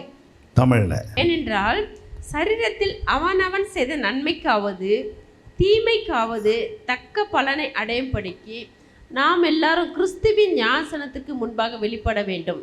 அல்லேலூயா. ஏனென்றால் சரீரத்தில் அவனவன் செய்த நன்மை क्योंकि अवश्य है कि हम सब का हाल मसीह के न्याय के आसान के सामने. இந்த சரீரத்தில் நீங்க ரட்சிக்கப்பட்ட பிறகு நீங்க இந்த சரீரத்தில் நன்மை தீமை என்ன செய்தீங்களோ अब ये शरीर के जीवन बिताने के बाद हमारे शरीर में जो कुछ आपने किया गया நீங்க அந்த பலனை இயேசு கிறிஸ்து உங்கள்கிட்ட கேட்பாரு. और जो कुछ आपने पाया हुआ भलाई प्रभु यीशु मसीह आपसे पूछताछ करेगा. அந்த நியாயஸ்தானத்துக்கு முன்பாக போய் நிக்க போகிறீங்க. ये वचन में लिखा हम न्याय के सामने जाके हम खड़े रहेंगे. இங்க இருக்கிறவங்க ஒருவரும் வந்து அந்த இடத்துல உட்கார மாட்டேன் நிக்க மாட்டேன் யாராலும் முடியாது. எல்லாமே நின்றாகணும். वहाँ परमेश्वर के राज्य में जाके खड़े होने के बाद मैं यहाँ खड़े नहीं हो सकता, मैं बैठ नहीं सकता, कोई बोल नहीं सकेगा. அப்போது ஆண்டவர் கேட்பாரு. वो समय पूछताछ करेगा. சென்னை பட்டணத்திலிருந்து உங்களுக்கு 72 மணி நேரம் பிரேயர் பண்ணும்படி என்னுடைய பிள்ளையை நான் அனுப்பினேன். मैं चेन्नई से 17-18 घंटा यात्रा करके यहाँ मैं अपने संतान को अपने सेवक को 72 घंटा प्रार्थना करवाने के लिए मैंने भेजा था. எனக்கு 2 பென்ஷன் வருது. मुझे 2 पेंशन आता है. ஒன்னு டிஃபென்ஸ் பென்ஷன், ஒன்னு ஆர்மி பென்ஷன் வரும். मुझे डिफेंस पेंशन, मुझे आर्मी पेंशन, 2 पेंशन आता मुझे. இந்த 2 பென்ஷனை வச்சு நான் நல்லா சாப்பிட்டுட்டு நல்லா ஜாம் பண்ணிட்டு பரலோகம் போய் ये சேரலாம். दोनों पेंशन मिलाकर 35-40 हजार अच्छा खा पी कर मैं सो सकता हूँ. சோ சக்தே 24 மணி நேரம் படுத்து தூங்கலாம். 24 घंटा 40 हजार का पेमेंट, 40 में बहुत कम बोलता हूँ. अच्छा खा पी कर मैं सो सकता हूँ. நல்லா கொடுத்துட்டாரு. अच्छे प्रभु ने व्यवस्था किया मुझे. எனக்கு எந்த ஒரு கஷ்டம் கிடையாது. मुझे कोई कठिन नहीं. ஏன் அங்க நீங்க வரணும்? क्यों मुझे यहाँ आने का? ஏன் 72 நிமிடம் தூங்காம ஜெபிக்கணும்? क्यों 24 घंटा छोड़कर मैं सोने का था? யோசித்து பாருங்க. सोचिए, நீங்க எங்காவது ஒரு இடத்துல ஒரு 4 ஹவர் ஜெபம் பண்ணனா அது போய் யோசிக்கணும். यदि आप 4 घंटा वहाँ जाके आप प्रार्थना करना चाहिए तो पहले सोचते हो. எப்போ உங்களை யாரா தனியா அனுப்பும் போது यदि कोई अकेला आपको भेजता 4 घंटा जाके प्रार्थना कर आयो, प्रार्थना कर जाके आ जाना, आप 10 बार सोचते हो. ஐயோ 1000 வேலை இருக்குதுன்னுவோம். अब उस समय पर हम 1000 कामों को बोल देंगे. ஆனா ஆண்டவர் ஏன் இந்த இடத்துல உட்கார வச்சிருக்கிறார்னா क्योंकि परमेश्वर इसीलिए आपको बैठाया. ஆண்டவருடைய வருகை மிக சமீபமா இருக்கு. हमारा प्रभु यीशु मसीह का आगमन बहुत नजदीक है. 4000 வருஷம் முடியும் போது இயேசு வந்தார். 4000 का पहले हमारा प्रभु यीशु मसीह आया. அதாவது இயேசு கிறிஸ்து பழைய ஏற்பாட்டுல 4000 வருஷம் முடியும் போது पुराना नियम में 4000 साल खत्म होने के बाद यीशु मसीह आया. இயேசு பூமியில பிறந்தார். ये भूमि पर जन्म हुआ. இன்னைக்கு அவர் பிறந்து உயிர் தேர்ந்த பிறகு 2033 வரும்போது 2000 வருஷம் முடிகிறது. जो 2023 या 23 खत्म होने के बाद 2000 खत्म हो गया. அப்போ 2033 வரும்போது 6000 வருஷம் மனுஷனுக்காய் கொடுக்கப்பட்டது जो நிறைவேறும். 2033 आने के बाद 6000 साल खत्म हो रहा. ஆறாவது நாள் தேவன் மனுஷனை உண்டாக்கினார். 6वां दिन में मनुष्य बनाया. ஏழாவது நாள் கர்த்தர் ஓய்வு இருந்தார். 7वां दिन प्रभु ने विश्राम किया. 6000 வருஷம் மனுஷனுக்காய் கொடுக்கப்படுகிறது. 6000 वर्ष मनुष्य के लिए दिया गया. 1000 அரசாட்சி கர்த்தருடைய பிள்ளைக்காய் கொடுக்கப்படுகிறது. 6000 वर्ष का न्याय काम परमेश्वर मनुष्य को दी. 1000 வருஷம் அரசாட்சி மனுஷன் தேவனுடைய பிள்ளைக்கு கொடுக்கிறார் ஆண்டவர். क्षमा कीजिए, 1000 वर्ष का न्याय का राज्य परमेश्वर ने मनुष्य को दी गई. இப்போ 6000 வருஷம் முடிவதற்கு எத்தனை வருடங்கள் இருக்கிறது? आप सोचिए 6000 वर्ष खत्म होने के लिए आप बच्चों कितना वर्ष है? 2025 चल रहा है अभी. 2025 आरंभित हो गए இன்னும் 8 வருஷம் முடிஞ்சா और बच्चा हुआ 8 साल खत्म होने के 2000 வருஷம் முடிகிறது. और 2000 खत्म हो जाएगा. இன்னும் இயேசு यूदा गोत्र का कैलेंडर के अनुसार 2033 आगे तो 6000 साल समाप्त हो रहा. அதுக்கு பிறகு ஆண்டவராக இயேசு கிறிஸ்து எப்போனாலும் வரலாம். उसके बाद परम यीशु मसीह कभी भी आ सकता है. ஜெபிக்கிறவரா இருந்தா நாட்கள் தள்ளும். यदि आप प्रार्थना के जीवन है आपके पास, दिन आगे जाएगा। அப்படி ஜெபிக்கலைன்னா தேவ கோபம் இறங்கும். अगर प्रार्थना नहीं कर रहे, परमेश्वर क्रोध शीघ्र आएगा। அப்போ சபையின் மேலே இறங்கி வரும்போது परमेश्वर क्रोध कलीसिया के ऊपर आएंगे அப்போ வேதனை உண்டாகிடும். तो परमेश्वर की वेदना आरंभित हो जाएगी। अंतिक्रिस्तुடைய காலம் ஆரம்பமாயிடும். अंत्यक्रिस्त का झूठे भविष्यवक्ता कार्य जल्दी आएगा। அது டேஞ்சரான வருடம். वो बड़ा खतरनाक दिन आएगा। இப்போ நீங்க 2025 பார்க்கறீங்க. 2025 देख रहे हो। இப்போ என்னென்ன நடக்குதுன்னு பார்க்கறீங்க. आप इन दिनों में क्या क्या हो रहा है देख रहे हो। மத்தேயு 24ஆம் அதிகாரத்துல मत्ती 24 अध्याय में 7 அடையாளங்கள் நிறைவேறி கொண்டிருக்கிறது. 7 चिन्ह पूरा हो गया। இதுல ஒன்று தவிர்க்கப்பட மாட்டாது. एक भी वो रुकेंगे नहीं। இந்த 7 அடையாளங்கள் நடக்கும்போதே சபையார் பரிசுத்தமாய் வாழ ये வேண்டும். 7 प्रकार का कार्य होने टाइम पर कलीसिया पवित्र होना चाहिए। அதனால தான் ஜெபம் ஜீவியம் வளர்கிறது. इसीलिए प्रार्थना के जीवन बढ़ते जाना சத்தியத்தை चाहिए। நாம் அறிய வேண்டும். सत्य को जानना चाहिए நம்முடைய வாழ்க்கையில பரிசுத்தமாய் வாழ வேண்டும். और कलीसिया पवित्रता से जीवन बिताना இன்னைக்கு चाहिए। நிறைய ஊழியர்கள் ஜெயிலுக்கு போய் கொண்டிருக்கிறாங்க. बहुत सारे सेवक लोग जेल खाने में जा रहे हैं। இன்னைக்கு எந்த பகுதியில நீ போய் பாருங்க, अब किसी दशा में जाओ, தவறு செய்கிறவர்களே வெளி ஆண்டவரே அங்க சிட்சித்து உள்ள கொண்டு போறாரு. यदि जो गलत करते हैं परमेश्वर दंड देकर लेके जाता है। யோசித்து பாருங்க, நம்ம இங்கே உட்கார்ந்து இருக்கனால அவங்களுக்காக நாம் ஜெபிக்க வேண்டும். एक सेवक दंड पाकर जाएंगे तो कितना विश्वासी लोग बैकस्लाइड हो जाएंगे। அவங்களை பார்க்கும்போது உலக மக்கள் மனம் திரும்ப மாட்டாங்க. यदि आप सेवक को देखेंगे ना, बहुत सारे कलीसिया लोग परमेश्वर की ओर नहीं फिरेंगे। அப்போ நம்ம தேவனுடைய ஊழியர்களுக்காக ஜெபிக்கணும். और हमारे सेवक के लिए, दासों के लिए, दासियों के लिए और प्रार्थना करना चाहिए। उनके लिए தேசத்துக்காக ஜெபிக்கணும். देश के लिए प्रार्थना करना चाहिए தேசத்துள்ள மக்களுக்காக ஜெபிக்கணும். और देश का लोगों के लिए प्रार्थना करना चाहिए। தீமை வராதிருப்பதுக்காக ஜெபிக்கணும். धोखेबाजी ना होने के लिए, गलत ना होने के लिए प्रार्थना करना நம்ம चाहिए। ஜெபத்தை கர்த்தர் ஏற்றுக்கொள்கிறார். हमारा प्रार्थना परमेश्वर स्वीकार करता है। நம்முடைய விசுவாசத்தை ஏற்றுக்கொள்கிறார். हमारा विश्वास को स्वीकार करता है। நம்ம பரிசுத்தம் மிக அவசியம். हमारे जीवन में पवित्रता बहुत जरूरत है। இனி காலம் செல்லாது. अब समय पूरा हो இனி गया। நினைக்கிற மாதிரி உலகம் இல்லை. जैसे सोचते हो वैसे नहीं होगा। வித்தியாசமான நாட்கள் நாம் பார்த்து கொண்டிருக்கிறோம். अलग प्रकार का कार्य हो रहा है। அறிவு பெருத்த காலம், वो नाशमान का जीवन हो रहा है। பாவம் பெருத்த காலம், पाप का बढ़ोतरी के समय, பெரிய பெரிய விபத்துகள் பெருத்த बड़े காலம். बड़े विपत्ति होने के समय। நாங்கள் ஜனவரி மாதம் மியான்மர் போயிட்டு வந்தோம். हम जनवरी में म्यांमार जाके आया, 2 வாரம் அங்கே பைபிள் கிளாஸ் நடத்தி 2 सप्ताह क्लास चलाया। ஆனால் அந்த இடத்துல நான் போய் வந்த இடத்துக்கு பக்கத்து இடத்துல தான் அந்த பூமி அதிர்ச்சி உண்டாயிருக்கிறது. और हम 2 माइक जाके आने के बाद वहां एक बड़ा भूकंप चालू हो गया। கர்த்தர் ஒவ்வொரு இடத்துக்கு பரிசுத்தவான் கொண்டு போவார். परमेश्वर आपको जहां लेके जाने वो जगह पर पवित्र करने के लिए लेके जाता है। வருத்தப்பட்டு பாரம் சுமக்கிறவர்கள் எல்லாரும் எண்ணத்தில் வாருங்கள். ये बहुत से दबे लोगों, परिश्रम करने वाले मेरे पास आओ। அழைத்தவர் உண்மை உள்ளவர். परमेश्वर जो बुलाता वो सच्चा है। அவர் நம்மை நேசிக்கிறவர். वो हमको स्नेह करता है। நம்மேல் அன்பு கூறுகிறவர். वो हमको प्रेम करता है। நமக்கு உதவி செய்கிறவர். वो हम मदद करते हैं। நம்மை பாதுகாக்கிறவர். हमको सुरक्षित करता है। நம்மை பராமரிக்கிறவர். हमको पालन पोषण करता है। நம்முடைய அனைத்து தேவைகளை சந்திக்கிறவர். हमारे सारे आवश्यकता நீ प्रतिदिन வியாதியா இருக்கும்போது உன்னை குணமாக்க வருகிறார். आपको जो बीमारी वो चंगाई करता है। நீ நல்லா இருக்கும்போது அவரை நீ மகிமைப்படுத்தி ஆக आप வேண்டும். जब अच्छे रहे उसका महिमा करो। நீ ஆண்டவருக்காக ஏதாவது செய்தால்தான் முடியும் இந்த காலகட்டம். यदि आप परमेश्वर के लिए कुछ काम करेंगे तब जिएंगे। அது நீங்க தான் மாற்றிக்கொள்ள வேண்டும். आप उस बातों के अनुसार आपको ही बदलना चाहिए। குழந்தையாக வைப்பது ஆண்டவர் சித்தம் கிடையாது. आपके बच्चों को संतान, जो बच्चे बालक में रहना ही परमेश्वर की इच्छा नहीं है। விசுவாசியோடு இருக்கணும்னு தேவ சித்தம். विश्वासी लोग विश्वास में रहना प्रभु की इच्छा नहीं है। ஒரு விசுவாசி சீசனா மாற வேண்டும். एक विश्वासी चेला बनना चाहिए। ஒரு சீசன் ஜாமக்காரனா மாற வேண்டும். एक चेला एक पहरुआ बनना चाहिए। ஒரு ஜாமக்காரன் ஒரு யுத்த வீரனா ஆக வேண்டும். एक पहरुआ युद्ध बनना चाहिए। ஒரு யுத்த வீரன் ஒரு உடன் ஊழியக்காரனா மாற एक வேண்டும். योद्धा एक असिस्टेंट सेवक बनना चाहिए। ஒரு உடன் ஊழியக்காரன் ஒரு புத்தியுள்ள கன்னிகையா உருவாக एक வேண்டும். सहयोग सेवक एक सच्चा सेवक बनना चाहिए। ஒரு புத்தியுள்ள கன்னிகை குணசாலியா மாற வேண்டும். एक बुद्धिमान स्त्री एक सच्चा एक सच्चे सेवक के समान, वो बुद्धिमान स्त्री के समान रहना चाहिए। ஒரு குணசாலியான ஸ்திரீ ஒரு மணவாட்டியா உருவாக்கப்பட एक வேண்டும். अच्छा, एक सच्चा, एक बुद्धिमान स्त्री एक परमेश्वर आंगमन के लिए, दुल्हन के लिए तैयार करना चाहिए। அந்த மணவாட்டி ஆண்டவருடைய வரிகளை எடுத்துக்கொள்ளப்பட उस வேண்டும். दुल्हन के लिए प्रभु आंगमन के लिए उठा ली जाएगी। ஏதோ நம்ம இம்மைக்காக இங்க வரவில்லை. किसी भी समय पास करने के लिए नहीं आए हम। உடைக்காக, कपड़ा के लिए, உணவுக்காக, खाने के लिए,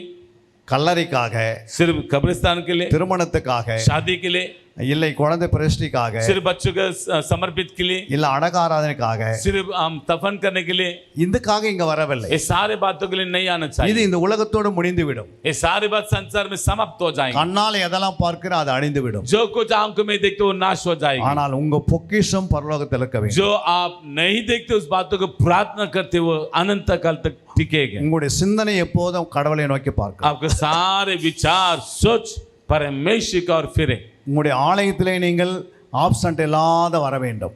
हर एक इतवार को एक दिन भी नांगा ना करते हुए आते रहना चाहिए. நீங்களே ஆலயம், आप खुद कलीसिया, நீங்கள் பரிசுத்தமா आप இருக்க. एक मंदिर, आप पवित्र स्थान है. எந்த ஆலயம் பரிசுத்தமா இருக்கிறதோ जो मंदिर में पवित्र स्थान होता है, அந்த ஆலயத்துக்கிட்ட अनेक மக்கள் வருவாங்க. प्रभु उस मंदिर में प्रभु आएगा, लोग आएंगे. நீங்க கை வச்சு ஜெபம் பண்ணுவீங்க, आप हाथ रख के प्रार्थना करेंगे, அவங்க விடுதலை அடைவாங்க. वो छुटकारा पाए. எத்தனை பேர் நாம் ஆலயம்னு சொல்ல முடியும்? कितने लोग कहते हैं मैं परमेश्वर का मंदिर हूँ? कितने लोग बोलते अपने आप? बोलो ना, विश्वास से बोलो ना, क्या आप परमेश्वर का मंदिर हो? நீங்க ஆலயமா இருந்தால் यदि आप परमेश्वर का मंदिर है तो நீங்கள் பரிசுத்தமாக இருக்கிறீங்க. आप पवित्रता का साथ रहेंगे. நீங்கள் பரிசுத்தமா இருந்தால் आप पवित्रता है तो ஆண்டவராக இயேசு கிறிஸ்து பல மக்களை உங்களிடத்தில் அனுப்புவார். अनेक आत्माओं को प्रभु आपके पास भेजेगा. நீங்க ஆலயமா இல்லை என்றால் यदि आप मंदिर नहीं तो உங்ககிட்ட யாருமே வர மாட்டார். परमेश्वर आपके पास कोई नहीं आएगा. நீங்கள் அசுத்தமா இருந்தா உங்ககிட்ட யாரும் வர முடியாது. आप अशुद्धता है, आपके पास कोई नहीं आएगा. ஆலயம் என்றால் பரிசுத்தம். मंदिर है पवित्रता, அந்த இடத்துல இயேசு உலாவுகிறார். उसके साथ वहां परमेश्वर निवास करता है. எத்தனை பேர் விசுவாசிக்கிறீங்க? कितने लोग विश्वास करते हैं? परमेश्वर के मंदिर में प्रभु निवास करता है. ஒரு நாள் ஆண்டவராக இயேசு கிட்ட போய் நாம் நிக்க போறோம். एक दिन प्रभु के सामने हम खड़े रहेंगे. ஆண்டவர் நிச்சயமா கேட்பார், निश्चित हम प्रभु पूछताछ करेंगे. மகளே மகனே, हे भाई मेरे बहन, உனக்கு 25 வருஷம் நான் ஆலயத்தில் வர मैं 25 साल तक मैंने कलीसिया में आपके लिए मैं आया हूँ, நீ எனக்காக என்ன செய்தாய் मेरे लिए आप क्या किया? அப்படின்னு கேட்பாரு. पूछताछ करेगा. அப்போ நீங்க தான் பதில் சொல்லணும். आप उत्तर देना चाहिए. ஒருவன் வஸ்திரம் இல்லாமல் பரலோகத்துக்கு போகிறான்.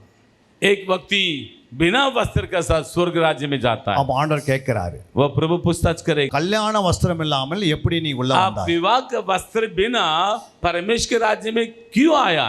அப்பொழுது அந்த விசுவாசி சொல்றாரு, அமைதியாயிட்டாரு. वो विश्वासी उस बातों के लिए उत्तर ही नहीं दिया. அப்பொழுது அங்க இருக்கிற ஒரு தூதனுக்கு ஆண்டவர் கட்டளையிடுறாரு, वो स्वर्गदूत का आगे दिया, இவனை கையை காலம் பிடித்து நரகத்தில் தள்ள. इनको हाथ पांव बांध कर जहाँ दांत पिसते उनको नरक में डाल दो. யோசித்து பாருங்க, आप सोचिए, உனக்குள்ள ஒரு வஸ்திரம் இருக்கிறது. आपके अंदर एक वस्त्र है, அதுதான் ரட்சிப்பின் வஸ்திரம், वो है उद्धार का वस्त्र, மகிமையின் வஸ்திரம், महिमा का वस्त्र, நீதியின் வஸ்திரம், धार्मिकता का वस्त्र, அது ஆவிக்குரிய வஸ்திரம். वो है आत्मिक का वस्त्र. அதை குறித்து ஆண்டவர் வாசிக்கும் போது और पवित्र साथ में वचन पढ़ने टाइम पर வெளிப்படுத்தின 16:15 சொல்லுகிறது, वो प्रकाशित वाक्य 14-17 में, இதோ திருடனை போல் வருகிறேன், தன் மானம் காணப்படத்தக்கதாக நிர்வாணமாய் நடவாதபடிக்கு விழித்து கொண்டு தன் வஸ்திரங்களை காத்துக் கொள்கிறவன் பாக்கியவான். मैं चोर के समान आता हूँ, धन्य है वह जो जागता रहता है और अपने वस्त्र की चौकसी करता है कि नंगा न फिरे और लोग उसका नंगापन न देखे. ஹல்லேலூயா. हालेलुया. இதோ திருடனை போல் வருகிறேன். देख मैं चोर की नाई आता हूँ. இயேசு கிறிஸ்து ஏன் ஆண்டவர் திருடனை போல் வரணும்? क्यों यीशु मसीह चोर के समान आना चाहिए? அவர் பேசும்போது ஏன் திருடனை வச்சு பேசணும்? क्यों वो प्रभु यीशु मसीह बात करने पर चोर के रख कर, யாராவது சொல்ல முடியுமா? कई बोल सकते हैं क्यों प्रभु यीशु मसीह चोर के समान क्यों चोर को उठा लिया? இந்த வசனம் சபைக்காக எழுதப்பட்டது. ये वचन प्रभु यीशु मसीह ने कलीसिया के लिए लिखते हैं. ஆண்டவர் வசனத்தை சொல்லி இருக்கிறார், प्रभु यीशु मसीह ने वचन में लिखा है, என் வசனத்தை அறியாத இருக்கிற ஜனங்கள் சபிக்கப்பட்டது சொன்னார். जो लोग मेरा वचन को समझ में नहीं पाते वो श्रापित है. அப்படின்னு அவர் இயேசு சொல்லிட்டு போய் இருக்கிறார். वचन यीशु मसीह ने कहा. அப்ப இந்த வசனத்தை நீங்க அறிஞ்சு வச்சிருக்கணும், ये वचन को आप समझ में नहीं आना चाहिए, இல்லைன்னா சாபம் தானாவே வருகிறது. नहीं तो श्रापित अपने आप आ जाएगा. அதனால சாபத்துல நம்ம விடுதலை ஆகணும், வசனத்தை அறிஞ்சு கொள்ளணும். श्रापित से मुक्त होना चाहे तो आप वचन को आप ध्यान करना அப்படி चाहिए. நான் சொல்லல, இயேசுவே சொல்லிட்டார். मैंने कहा था, मेरा प्रभु वचन में लिखा है, வேத வாக்கியங்கள் அறியாத இந்த ஜனங்கள் சபிக்கப்பட்டது. जो व्यक्ति व्यवस्था को नहीं जानते हैं वे श्रापित हैं. இரண்டாவது இயேசு சொன்னாரு, என் வேத வாக்கியங்களை அறியாதபடி தப்பான எண்ணம் வரும். यदि आप वचन को समझ में नहीं पाते आपके मन में गलत समझ में आएगा. எப்பவுமே தப்பான எண்ணம் வந்து கொண்டே ஓடினே हमेशा गलत समझते, हमेशा மத்தேயு गलत. 22:29 சொல்றாரு ஆண்டவர். मत्ती 22:29 यीशु ने उनसे उत्तर दिया, कि तुम पवित्र शास्त्र और परमेश्वर के सामर्थ्य नहीं जानते, इस कारण भूल में पड़ गए हो. இயேசு அவர்களுக்கு பிரதியுத்தரமாக, நீங்கள் வேத வாக்கியங்களையும் தேவனுடைய வல்லமையும் அறியாமல் தப்பான எண்ணங்கள் கொள்கிறீர்கள். ஹல்லேலூயா. हालेलुया. தேவனுடைய வார்த்தைகளையும் வசனங்களையும் परमेश्वर का वचन को और व्यवस्था पवित्र शास्त्र को, அவருடைய வல்லமைகளையும் उसके सामर्थ्य को அறியாது இருக்கிறனால नहीं जानने के कारण தப்பான எண்ணம் வந்துடும். गलत समझ में आते हैं. தப்பான எண்ணம் ஏன் வருதுன்னா இது அறியாதனால. गलत समझ, गलत वचन, गलत व्यवहार, गलत बात, दूसरों के बारे में गलत व्यवहार क्यों आते हैं? परमेश्वर का वचन को समझ में नहीं पाते. ஏன்னா அவர் சொல்லுகிறார் வேத வாக்கியங்களை நமக்காக எழுதி கொடுத்தார். क्योंकि सारे वचन मनुष्य के लिए प्रभु लिख कर दिया. நம்ம ஆவியில வளருவதுக்கு தான். हम आत्मा में बलवंत होने की, बढ़ने के लिए. இதில் இருக்கிற எல்லா ஆசீர்வாதம் நான் உனக்கு கொடுத்துட்டேன். जब परमेश्वर के सारे आशीष एक मनी पर्स के समान आपको दे दिया. இதுக்குள்ள இயேசு ரத்தம் சிந்திருக்கிறார். इसीलिए प्रभु यीशु मसीह ने लहू बहाया. இதுக்குள்ள இயேசு சிலுவையில் அறையப்பட்டிருக்கிறார். इसके अंदर यीशु मसीह ने क्रूस पर चढ़ाए गए. உன்னுடைய வியாதிக்கு குணமாகிற இடம் இதுக்குள்ள இருக்கிறது. यदि आपका सारे बीमार का चंगा इसका अंदर है. உனக்கு கர்ப்பத்தின் கனியில் குழந்தை வேணா இதுக்குள்ள यदि இருக்கிறது. आपका संतान होना चाहिए, इसका अंदर है. உனக்கு நல்ல திருமணம் ஆகணும்னா இதுக்குள்ள இருக்கிறது. यदि आपके अंदर आपका जीवन में विवाह होना चाहिए, तो उसका अंदर है. நல்ல தீர்க்க ஆயுசு வரணும் இதுக்குள்ள இருக்கிறது. यदि आपको आयु बढ़ाना चाहिए, तो उसका अंदर है. எந்த ஆபத்து இல்லாத நீங்க வாழணும்னா இதுக்குள்ள இருக்கிறது. यदि किसी प्रकार का विपत्ति ना होना चाहिए, जीवन बिताए, इसका अंदर है. ஒரு வீடை கட்டணும் இதுக்குள்ள இருக்கிறது. यदि आपके जीवन के लिए आपका अच्छा मकान बनना चाहिए, इसका अंदर है. ஒரு கவர்மெண்ட்ல வேலை வாங்கணும் இதுக்குள்ள இருக்கிறது. यदि आपके सरकारी ड्यूटी होना चाहिए, इसका अंदर है. உன்னுடைய பண பேலன்ஸ் உன் தேவைகள் எல்லாம் சந்திக்கப்படணும்னா இதுக்குள்ள ஆசீர்வாதம் வச்சிருக்கிறாரு. आपके बैंक बैलेंस में कमी ना होना चाहिए, तो सब कुछ आशीष का अंदर है. இதை நீங்க வாசித்தா போதும். सिर्फ प्रतिदिन परमेश्वर का वचन का पढ़ना चाहिए. இது விட்டுட்டு நம்ம பிசாசு பின்னாடி यदि ஓடிக்கொண்டிருக்கோம். इसको छोड़कर शैतान के पीछे चलते रहते. யாராவது எனக்கு உதவி செய்வான்னு கேட்கும். अरे भैया मुझे दे देना, दे देना, दे देना. இதுக்குள்ள எல்லா நன்மைகளும் இருக்கிறது. इसका अंदर सब कुछ भलाई छुपा हुआ. இதுக்குள்ள எல்லா ஞானமும் இருக்கிறது. इस सबको ज्ञान लिख कर रखा. தேவ ஞானம் இதுக்குள்ள இருக்கிறது. परमेश्वर ज्ञान इसके अंदर. தேவ புத்தி இருக்கிறது. बुद्धि है परमेश्वर. தேவனுடைய அறிவு இருக்கிறது. परमेश्वर की समझ इसके अंदर है. எல்லா விதமான நல்ல குணங்கள் இதுக்குள்ள अच्छे இருக்கிறது. अच्छे गुण इसके अंदर है. இதுக்குள்ள இது உள்ள போச்சுன்னா உனக்கு அன்பு உருவாகிடும். इसके अंदर पूरा तरीके से गए परमेश्वर की ईश्वरीय प्रेम आपके अंदर आएगा. ஒரு கணவன் மனைவியிடத்தில் எப்படி அன்பு கூறணும் இதுக்குள்ள இருக்கு. पति पत्नी का प्रेम कैसे रहने इसके अंदर है. ஒரு மனைவி எப்படி கீழ்ப்படின்னு இதுக்குள்ள இருக்கிறது. आपके पत्नी आपका आधीन कैसे रहने इसके अंदर है. பிள்ளைகள் பெற்றோருக்கு எப்படி கீழ்ப்படின்னு बच्चे இதுக்குள்ள कैसे இருக்கிறது. जीवन बिताना, माता पिता का आज्ञा करना इसके अंदर है. பரலோகத்தை குறித்து இதுக்குள்ள இருக்கிறது. परमेश्वर के राज्य के बारे इसके अंदर है. பூமியில என்னென்ன நடக்குது என்று எல்லாம் இதுக்குள்ள इस पृथ्वी இருக்கிறது. के अंदर क्या क्या चलना कैसे है, क्या लिख रखा ஒரு है. பூமி அதிர்ச்சி எப்படி உண்டாகிறது. ये भूकंप कैसे होता है इसके ஒரு अंदर है. சுனாமி எப்படி உள்ள வருது. सुनामी कैसे आ रहा है ஒரு इसके अंदर है. பஞ்சம் எப்படி வருகிறது. एक अकाल कैसे आ रहा இதுக்குள்ள எல்லாமே इसके अंदर எழுதப்பட்டிருக்கு. लिख रखा. இதை தான் ஆண்டவர் நம்ம கையில எழுதி கொடுத்து பொக்கிஷமா கொடுத்திருக்கார். सब कुछ संपत्ति के धन संपत्ति का अनुसार लिख இந்த के பொக்கிஷம் உன் இருதயத்துக்கு போனால் इसका संपत्ति आपके अंदर जाएंगे तो எழுதி வைத்த அத்தனை நன்மைகளும் பூமியில கிடைக்கும். ये सारे वस्तु आपको मिलेगा. மரணத்துக்கு பிறகு நித்தியம் கிடைக்கும். और मृत्यु के बाद अनंत जीवन मिलेगा. நித்தியத்துக்கு பிறகு 1000 வருட அரசாட்சி பூமியில अनंत கிடைக்கும். जीवन के बाद 1000 वर्ष का जीवन मिलेगा. மறுபடியும் நித்தியத்துக்கு போய் நீங்க நித்தியமா வாழ முடியும். और उसके बाद अनंत अनंत काल का जीवन बिताने का ஆண்டவர் சாப்பாட்டை செய்து நம்ம கையில கொடுத்துட்டாரு. प्रभु यीशु मसीह ने खाना पकाकर आयता आपको दे दिया. அவ்வளவு இதுல நீங்க பார்க்கலனா, यदि इसको ध्यान से नहीं देखे இது तो சொல்லுகிறபடி நீ வாழலனா, इसका जैसे कहलाए गए उसके अनुसार नहीं चले तो, சொல்லுகிறபடி படிக்கலனா, जैसे कहलाए गए उसके अनुसार नहीं चले तो உன்னுடைய ஆசீர்வாதத்தை நீயே குறைக்கிறாய். आपको आशीष खुद तुम खोते हो. உனக்குள்ள குணமாக்க வல்லமை நீயே குறைக்கிறாய். आपके अंदर जो चंगाई पने वरदान आप खुद अपने आप खो जाते हो. இதுக்குள்ள இருக்கிற எல்லா ஆசீர்வாதம் ஒரு மனுஷனுக்காக ஆண்டவர் சபையார் கொடுத்துட்டார். परमेश्वर के सब प्रकार का आशीष परमेश्वर ने मनुष्य के अंदर रख दिया. இதை ஒழுங்கா நீங்க வாசித்தீங்கன்னா आपको प्रतिदिन लगातार पढ़े. உங்க புருஷனிடத்தில் எப்படி பேசணும், आपके पति के साथ कैसे बोलना, உங்க மனைவி கிட்ட எப்படி பேசணும், पत्नी के साथ कैसे रहना, உற்றார் உறவினரிடத்தில் எப்படி பேசணும், रिश्तेदार के साथ कैसे बोलना, இந்த ஞானம் பேசினே ये ज्ञान आपसे बातें करते रहेगा. இதை நீங்க ஒழுங்கா நீங்க வாசித்து ஜெபித்தா इसके साथ पढ़कर आप प्रार्थना किए तो நீங்க போய் மாப்பிள்ளை தேட தேவையில்ல. आप वो आपके बच्चे को लड़का ढूंढने की जरूरत नहीं, ஆண்டவரே உங்க கையில் கொண்டு வந்து கொடுப்பார். परमेश्वर खुद अपने आप समय के अनुसार द्वार எத்தனை பேர் खोलेगा। விசுவாசிக்கிறீங்க? कितने लोग विश्वास करते हो? இதை நீங்க இதுக்குள்ள இருக்கிறத நீங்க அறியலனா इसके अंदर आप नहीं जानेंगे तो பிசாசு உங்களுக்கு பொம்மை மாதிரி சுத்த வைப்பான். शैतान जैसे गुमराह करता है, वो घुमाते रहेगा आपको, அப்புறம் நீங்க இங்க அங்க அலையுவீங்க. आप घूमते रहेंगे, इधर उधर घूमते रहेंगे, चलते रहेंगे, ஆனா வாழ்க்கையில நிம்மதி இருக்காது, शांति नहीं रहेगा, சுகம் இருக்காது. चंगाई नहीं रहेगा, பணம்லாம் வந்து டாக்டர் கிட்ட போயிடும், और परिश्रम सारे पैसा दवा करने चले जाएंगे, வியாதியிலேயே முழுகிடுவீங்க. बीमारी में डूब जाएंगे। ஆனா ஆண்டவர் சொல்றாரு, परंतु परमेश्वर ने कहा இதுக்குள்ள என் ஜீவன் இருக்கிறது, इसके अंदर मेरा जीवन है, இது மனுஷனுக்கு ஒளியா இருக்கிறது, ये मनुष्य को उज्ज्वलती रहेगी, இது பிரகாசிக்கிறது. ये प्रकाशमान रहेगी। இந்த வசனம் உனக்குள்ள போனா ये वचन आपके अंदर है நீ तो சூரியனை போல आप பிரகாசிப்பாய்.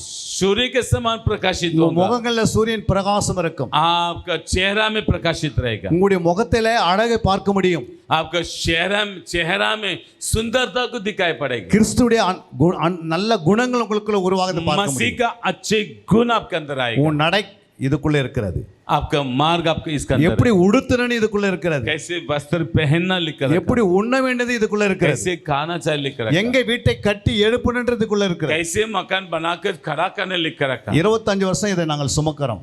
इसमें मैं 25 साल से मैं प्रतिदिन लेके चला, இது வரைக்கும் ₹1 போய் யார்கிட்ட கடன் வாங்குனதில்லை.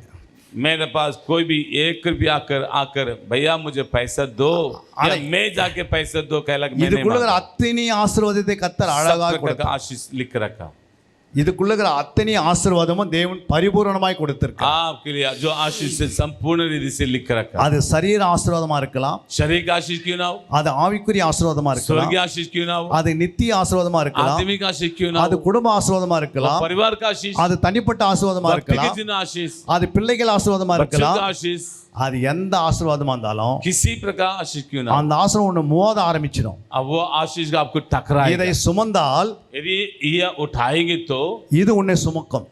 यदि आप इसको उठाएंगे एक दिन ये आपको उठाएगा। ஆனா आमीन இதை तो நீ बोलो। விட்டுட்டீங்கன்னா यदि आप इसको छोड़ दिया, ஆண்டவர் உன்னை கைவிட்டுருவார். परमेश्वर आपको छोड़ நீங்க देगा। 100 வருஷம் ஆலயத்துல உட்கார்ந்தாலும் शायद 100 साल तक कलीसिया में बैठे रहेंगे, ஆனா உன்னை ஆண்டவர் கைவிட்டுருவார். परमेश्वर आपको छोड़ உன்னோட देगा, ஆண்டவர் பேசுவார், बात करेगा, இந்த वचனத்தை தான் பேசுவார். ये वचन से बात करेगा। இது வரைக்கும் இயேசு யாருமே பார்த்தது கிடையாது. अभी तक कोई भी यीशु मसीह को देखा नहीं। அப்படி யாராவது நீங்க பார்த்திருக்கீங்க சொல்லுங்க பார்க்கலாம். यदि कोई अभी तक देखे तो मुझे बताइए, मैंने यीशु को देखा। விசுவாசத்துல தான் நம்ம வளர்கிறோம். विश्वास के ही हम बढ़ते हैं, இதுக்குள்ள விசுவாசம் இருக்கிறது. इसके अंदर वचन में विश्वास है। அந்த விசுவாசம் அதிகரிக்கணும்னா இதை வாசிக்கணும். यदि विश्वास में बढ़ेंगे तो इस वचन को पढ़ना, விசுவாசம் நிறைவாகனா இதை வாசிக்கணும். यदि विश्वास में विस्तार होना चाहिए पढ़ना चाहिए, இது விசுவாஸ் பூரணமடையனா வாசிக்கணும். विश्वास में परिपूर्णता होना चाहिए पढ़ना சும்மா चाहिए। கையில சுமந்தா விசுவாசம் வராது. सिर्फ बगल में रखे थैली के अंदर रखने से कुछ नहीं இல்ல मिलेगा, இதை வச்சுன்னு நம்ம தலைமாட்டில் படுத்திருந்தா ஒன்னாகாது. सिराने के नीचे रखने से कुछ नहीं मिलेगा। ஆனா இது உள்ள இருந்தா यदि उसका अंदर जाए, பிசாசு தானா பயப்படுவான். शैतान आपको देखते तर आएगा, வியாதி உன்னை பார்த்து பயப்படும், बीमारी आपको देखते डरेगा, நோய்கள் உன்னை பார்த்து பயப்படும், बीमारी आपको देखते डरेगा, பாவம் உன்னை பார்த்து பயப்படும். पाप आपको देखते डरेगा, பாவம் உள்ள வரத்துக்கு சான்ஸே கிடையாது. पाप आपके अंदर आने की जगह ही नहीं मिलेगी। பரிசுத்தம் இருக்கிற வரைக்கும் பாவத்துக்கு இடம் கிடையாது. जब पवित्रता में जीवन बिता दो, पाप की जगह नहीं रहेगा। ஆனா இதுக்கு நீ நேரம் கொடுக்கல, ये इस जगह नहीं देंगे तो, இதுக்கு மாதத்தை கொடுக்கல, यदि समय नहीं देंगे तो, வாரத்தை கொடுக்கல, यदि आप बोझ नहीं उठाते, காலத்தை கொடுக்கலனா जब आपको दिन समय नहीं देते, நீ ஆண்டவருடைய ஆசீர்வாதங்களை இழந்து விடுவாய். परमेश्वर का आशीष को तुम खो देते हो। இதை படிப்பதுக்கு வெளியே போய் நீ BA ஃபர்ஸ்ட் வான்னு ஆண்டு சொல்லல. ये पढ़ने के लिए बाहर जाके BA पढ़कर आ जाओ भाई, இதை படிப்பதற்கு நீ SLC படின்னு சொல்லல. आप ये पढ़ने की SSC पढ़कर आ जाओ नहीं कहा। நீ ஒண்ணுமே இல்லாத ஆண்டவர் எனக்கு படிக்கவே தெரியாது, प्रभु मुझे बिल्कुल पढ़ने नहीं आता, ஆனா கர்த்தருடைய அபிஷேகம் உன் மேல இறங்கி வரும். परमेश्वर का अभिषेक आपके ऊपर आएगा। பேதுரும் யோவானும் படிப்பு அறிவு இல்லாதவர்கள், पवित्र शास्त्र में लिखा पत्रस और यूहन्ना अनपढ़ लोग हैं, ஆனா இந்த கல்லின் மேல் சபையை கட்டுன்னு சொன்னாங்க. परंतु वो पत्रस के ऊपर कहा, इस पत्थर पर मैं अपना कलीसिया बनाऊंगा। யோசித்து பாருங்க, பேதுரு யோசித்து பாருங்க, आप पत्रस के बारे में जानिए, யோவானை யோசித்து பாருங்க. यूहन्ना के बारे में जानिए, அவங்க படிக்கவே இல்லை, वे अनपढ़ लोग हैं, ஆனா அவங்க நிழல் பட்டு குணமானாங்க தினமும். परंतु उसका छाव गिरते हुए लोग चंगाई पाए। யோசித்து பாருங்க, 40 வருஷம் வியாதி உள்ள மனுஷனை முடவனை கர்த்தர் கரங்களை கொய்ச்சி எழுப்புறாங்க. वो पत्रस जाते हुए 40 साल तक चलने नहीं पाता, जन्म से लंगड़ा था। वह पत्रस और यूहन्ना उठाकर यीशु नासरी के नाम से उठाओ चलो तुरंत करने लगा। வெள்ளியும் பொன்னும் எண்ணத்தில் இல்லை, सोना चांदी हमारे पास नहीं, ஆனா ஒண்ணே ஒன்று இருக்கு, एक बात, இயேசு நாமம். यीशु के नाम। அதை வச்சுதான் அவர் எடுப்பினாரு. हालेलुया। இந்த இடத்துல எத்தனை Hallelujah. முடவர்கள் இருக்கிறாங்க. अनपढ़े लोगों के जिम्मे कार्य की तो आप और हम इतना अच्छे पढ़े लिखे लोग काम परमेश्वर काम नहीं करेंगे क्या? ஆண்டவர் சொன்னாரு, परमेश्वर ने कहा பேதுரு யவானே ए पत्रस और நீ யோனா போய் ஒரு காலேஜ்ல ஃபர்ஸ்ட் வாங்க, और एक कॉलेज में जाके और एमए डिग्री लेकर आना, ஆனா நான் உனக்கு ஊழியம் தரேன்னு मैं சொல்ல, आपके सेवा कर दूंगा। நீ என்னை பின்பற்றி வா. वैसे नहीं कहा मेरे पीछे बोले। பேதுரு கேட்கிறாரு, पत्रस ने पूछा ஆண்டவர் நான் போட்டை விட்டுட்டேன், हे प्रभु मैंने मकान छोड़ दिया, வலையை விட்டுட்டேன், मैंने अपने जाल को छोड़ दिया, எனக்கு என்னதான் கொடுப்பேன்? मुझे मुझे क्या मिलेगा? பேதுருக்கு ஆண்டவர் ஆன்சர் கொடுத்தாரு, 100 மடங்கு ஆசீர்வாதம் பரலோகத்துல, परमेश्वर पत्र को 100 गुना आशीष दिया, स्वर्ग நித்திய राज्य। ஜீவனை கொடுப்பேன், अनंत जीवन दूंगा, நீ நித்திய நித்தியமா வாழ்வாய். अनंत काल तक जीवन बिताए। யோசித்து பாருங்க, आप सोचिए ஒரு சாதாரண ஒரு படகு அந்த காலம் 2000 வருஷத்துக்கு முன்னாடி பார்த்தா ஒரு 60 ரூபாய் 70 ரூபாய் தான் இருக்கும். 2000 साल पहले पत्रस का नाव सिर्फ 20 रुपया 30 रुपया था। ஒரு வலை வந்து 80 ரூபாய் இருக்கும், 30 ரூபாய் एक இருக்கும். जाल सिर्फ 50 रुपया 80 रुपया तक रहेगा। அதை விட்டுட்டு வந்தவருக்கு उसको छोड़कर आए हुआ व्यक्ति को பரலோகத்திலே இடம் கொடுத்துட்டார். स्वर्ग में अनंत जीवन दे दिया। பேதுரு பேர் பரலோகத்துல புதிய எருசலேமுக்குள்ள முதல் வாசல் இருக்கு. पहला पत्र से पहला स्वर्ग राज्य में नया यरूशलेम में जगह मिल गया। அப்போ நம்முடைய ஆண்டவர் எவ்வளவு இரக்க குணமுள்ளவர். आप तो सोचिए मेरा प्रभु कितना दयालु। நான் பேதுரு மட்டும் தான் நேசிப்பேன், मैं पत्रस को ही में स्नेह करूंगा, யோவானை மட்டும் தான் मैं நேசிப்பேன், योना की स्नेह करूंगा, உங்களை யாருமே நான் நேசிக்க आप மாட்டேன், किसी को मैं स्नेह नहीं நீங்க करूंगा, பிச்சைக்காரியா இருங்க और तो भिखारी रहेगा। அப்படியே இருந்து சொல்லிட்டு போனாரா? ऐसा रहने के लिए प्रभु यीशु मसीह ने कभी कहा आपसे பேதுரு யோவானை காட்டிலும் நான் உன்னை மேன்மையாய் வைப்பேன்னு சொல்லிட்டார். मैं पतरस और योना से भी बढ़कर अच्छी स्थान में रखूंगा, कहकर प्रभु ने वायदा किया। அல்லேலூயா. கரங்களை தட்டி தேவன் நாமத்தை மகிமைப்படுத்துங்க. जोरदार ताली बजाकर प्रभु को महिमा कर। அவ்வளவு பெரிய தேவன் நம்மோடு கூட இருக்கிறார். उतना बड़ा परमेश्वर हमारे साथ है। உலகத்தில் இருக்கிறவை காட்டிலும் உனக்குள்ள இருக்கிற இயேசு பெரியவர். जो संसार से भी बढ़कर जो तुझ में है वो सबसे बड़ा परमेश्वर। நீங்க எதை குறித்து பயப்பட வேண்டிய அவசியம் किसी கிடையாது. बातों को चिंता ना करना, ना डरना।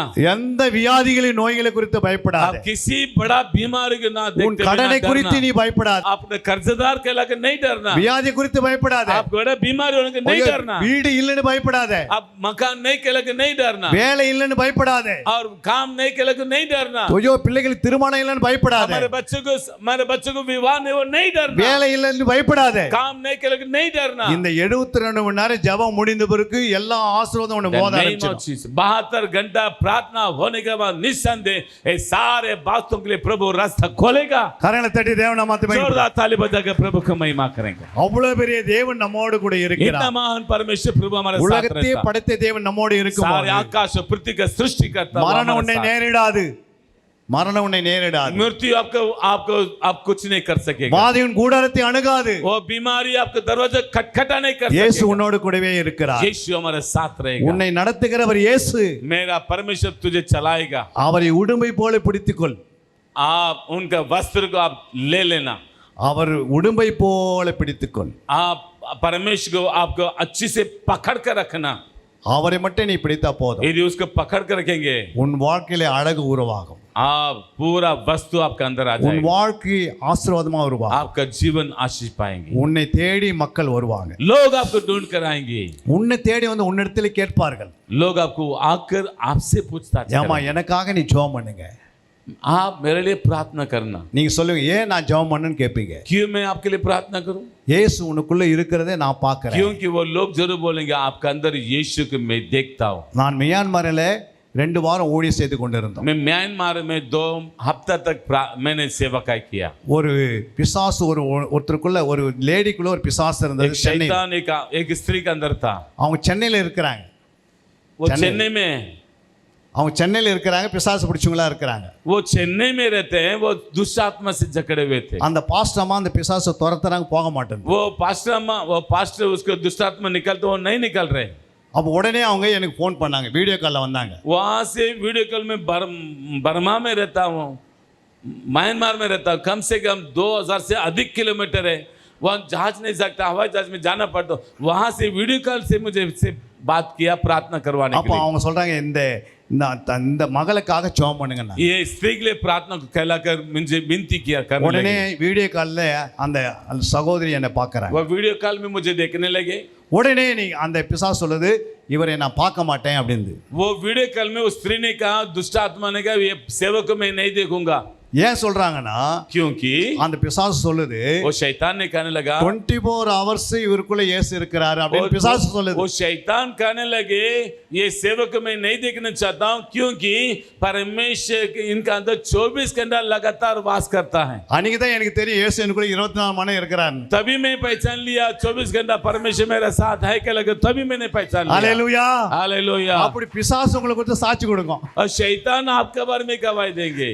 அந்த அளவுக்கு பிசாசுக்கு தெரியும் உனக்குள்ள இயேசு இருக்கிறாரா இல்லையான்னு. आप तब तक आपको भी पता नहीं लगेगा परमेश्वर आपका साथ है क्या नहीं। அப்பதான் உங்களுக்கு தெரியும் ஆசீர்வாதம் தானா ஓடியாரும். तभी तो पहचान में परमेश्वर का आशीष अपने आप आएगी। இப்ப சும்மா வந்து அப்படியே போற மாதிரி வரீங்க. आप यदि यूं आए यूं जाए तो இயேசு உங்களுக்குள்ள இருக்கிறதை நீங்க அறியணும்.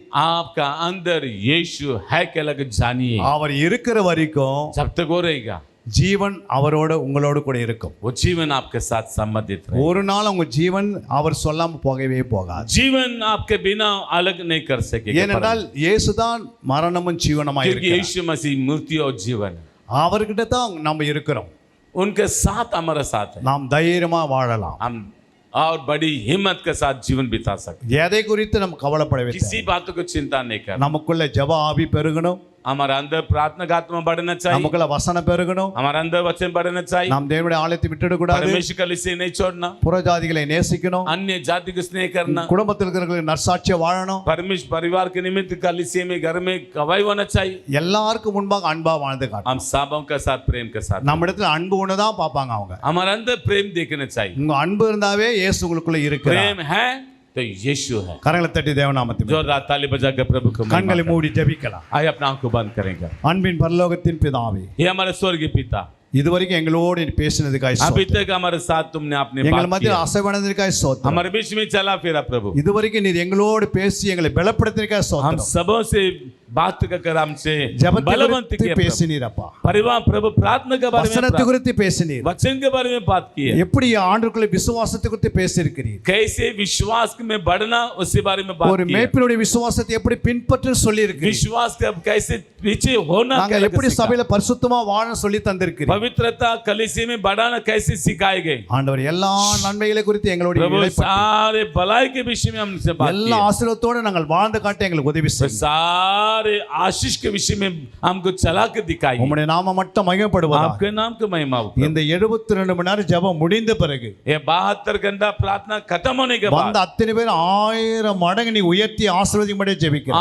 आए वह हर वक्त की 1000 गुना आशीष तक बढ़ाई प्रभु। நீ நிச்சயமாய் ஆசீர்வதிப்பீர். तुमने आप वचन में कहा निश्चय में तुझे आशीष உன் दूंगा। பிள்ளைகளை நீ ஆசீர்வதிக்க வருவீர். प्रभु अपना बच्चों को तो आशीष देने के आएगा। நீ சபையை ஆசீர்வதிக்க வருவீர். कलीसिया को आशीष देने के आएगा। உம்முடைய ஆசீர்வாத பிள்ளைகள் தங்கி தாபரிக்கும். परमेश्वर अपने कलीसिया में आशीष रहकर எல்லா வியாதி चलाएगा। நோய்கள் அவங்களை விட்டு அகன்று போயிடும். सारी निर्बलता बीमारी परेशान दुख अकाली यीशु के नाम का शरीर को छोड़ के निकल சாலா மாந்திர கட்டுகள் தந்திர கட்டுகள் மந்திரங்கள் எல்லாம் இயேசுவின் நாமத்தில் விலகி போகும். सारे तंत्र मंत्र शक्तियां दुष्ट आत्मा सारे विरोधी आत्मा यीशु के नाम से हर शरीर को छोड़ के निकल। திருமணமாகாது திருமணமாகும். जिसके विवाह नहीं हुआ उनको होने दे। வீடு இல்லாதவருக்கு கர்த்தர் வீட்டை जिसका உண்டாக்குவார். मकान नहीं हुआ मकान बनाने दे। வேலை இல்லாதவருக்கு வேலையை உண்டாக்கி தருவார். जो काम नहीं हुआ उनका काम आरंभित होने पाए। ஒரு ஜெப வீராங்கனைகளா வீரர்களா எழுப்புவீர். ये कि प्रार्थना योद्धा को खड़ा कर। கர்த்தர் நிச்சயமாய் உருவாக்கி தருவீர் तो என்று ऐसे விசுவாசம். करने के लिए तैयार कर। இயேசு நாமத்தில் நல்ல பிதாவே. यीशु मसीह के नाम से मांगते पिता। ஆமென். आमेन। जोर இப்போது से ஒரு बोलिए பாடலை आमेन। தமிழ்ல ஒரு பாடலை நாம் கேட்க போறோம். एक तमिल में गीत सुनने चाहते हैं उसके बाद हम खाना खाने के जाके आधा घंटे के बाद वापस अपने प्रार्थना कंटिन्यू ஒரே ஒரு करेंगे। பாடல் பாடி முடிக்க போகிறோம். हम एक गीत गाएंगे सुनेंगे तब तक हम गीत गाने के बाद तब तक तैयार हो जाएंगे। खाना खत्म होने के बाद आकर फिर एक बार हम अपने 72 घंटा कंटिन्यू करने के लिए हम तैयार कर सकेगा। Praise the Lord. सब लोग इधर है आवाज नहीं आ रहा। हालेलुया। ஹalleluya हालेलुया। ஹalleluya हालेलुया। இயேசுவையே துதி செய் நீ மனமே இயேசுவையே துதி செய் இயேசுவையே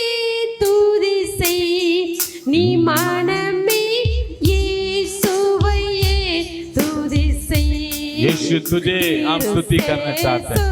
हे मेरे मन प्रभु को स्तुति कर। நீ மனமே இயேசுவையே துதி செய். மாசணுகாத பரபரவஸ்து, மாசணுகாத பரபரவஸ்து, நேசகுமாரன் மெய்யான கிறிஸ்து, நேசகுமாரன் மெய்யான கிறிஸ்து, இயேசுவையே துதி செய். நீ மனமே இயேசுவையே துதி செய். கிறிஸ்து இயேசுவையே துதி செய். நீ மனமே இயேசுவையே துதி செய்.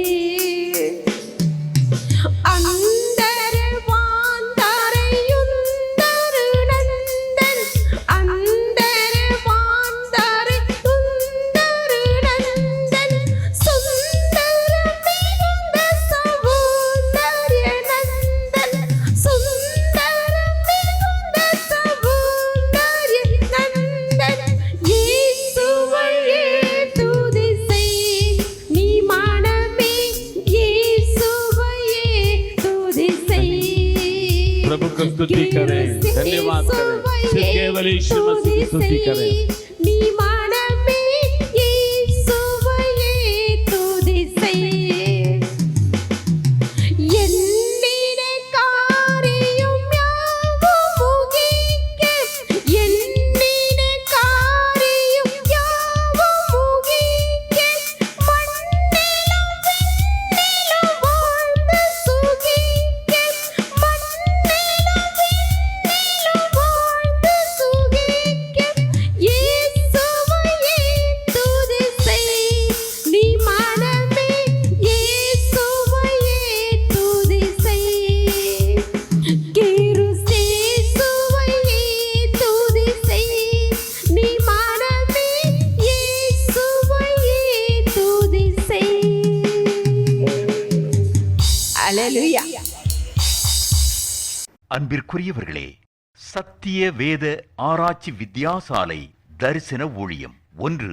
வடமாநிலத்தில் 300 திருச்சபைகளை உருவாக்குதல். 2. மாதம் ஒருமுறை எழுப்புதல் உருவாக்கும் எழுப்புதல் கூட்டம். 3. ஊழியர்கள், சபை தலைவர்கள், சுவிசேஷர்களுக்கென கருத்தரங்கு, அதாவது சத்திய வேத ஆராய்ச்சி நேரம். 4. டிவி ஊழியம். 5. பத்திரிகை ஊழியம். 6. சிடி டிவிடி ஊழியம். 7. பவர் கேம்ப் அக்னி அபிஷேக முகாம். 8. உபதேச ஆராய்ச்சி கருத்தரங்கு ஊழியம். 9. நலிந்த குழந்தைகள் இல்லம். 10. 24 மணி நேர ஜெப மையம். 11. சத்திய தேவ ஆராய்ச்சி கல்லூரி. 12. சிறுவர்கள் உருவாக்கும் ஊழியம். 13. மருத்துவ முகாம். 14. ஜெயில் ஊழியம். 15. கைப்பிரதி ஊழியம். 16. கிராம ஊழியம். 17. மிஷனரியை உருவாக்கும் ஊழியம். 18. நன்றி துதி ஆராதனை கூட்டங்கள். 19. சமூக நலப்பணிகள் ஊழியம். 20. இன்டர்நெட் மூலமாக ஆன்லைன் படிப்புகள். இது விரைவில் வரவிருக்கின்றது. 21. தேவனுடைய வருகைக்கு ஆயத்தப்படுத்துதல். இதனுடைய நோக்கங்கள்: 1 கோடி சீடர்கள் உருவாகுதல், 1 கோடி ஜாமக்காரர்கள் உருவாகுதல், 1 கோடி யுத்த வீரர்கள் உருவாகுதல், 1 கோடி ஊழியர்கள் உருவாகுதல். தரிசனத்தை அவன் கண்டபோது அவர்களுக்கு சுவிசேஷத்தை அறிவிக்கும்படி கர்த்தர் எங்களை அழைத்தார். புறப்பட்டு போக பிரயத்தனம் பண்ணி. அப்போஸ்தலர் நடபடிகள் 16:10.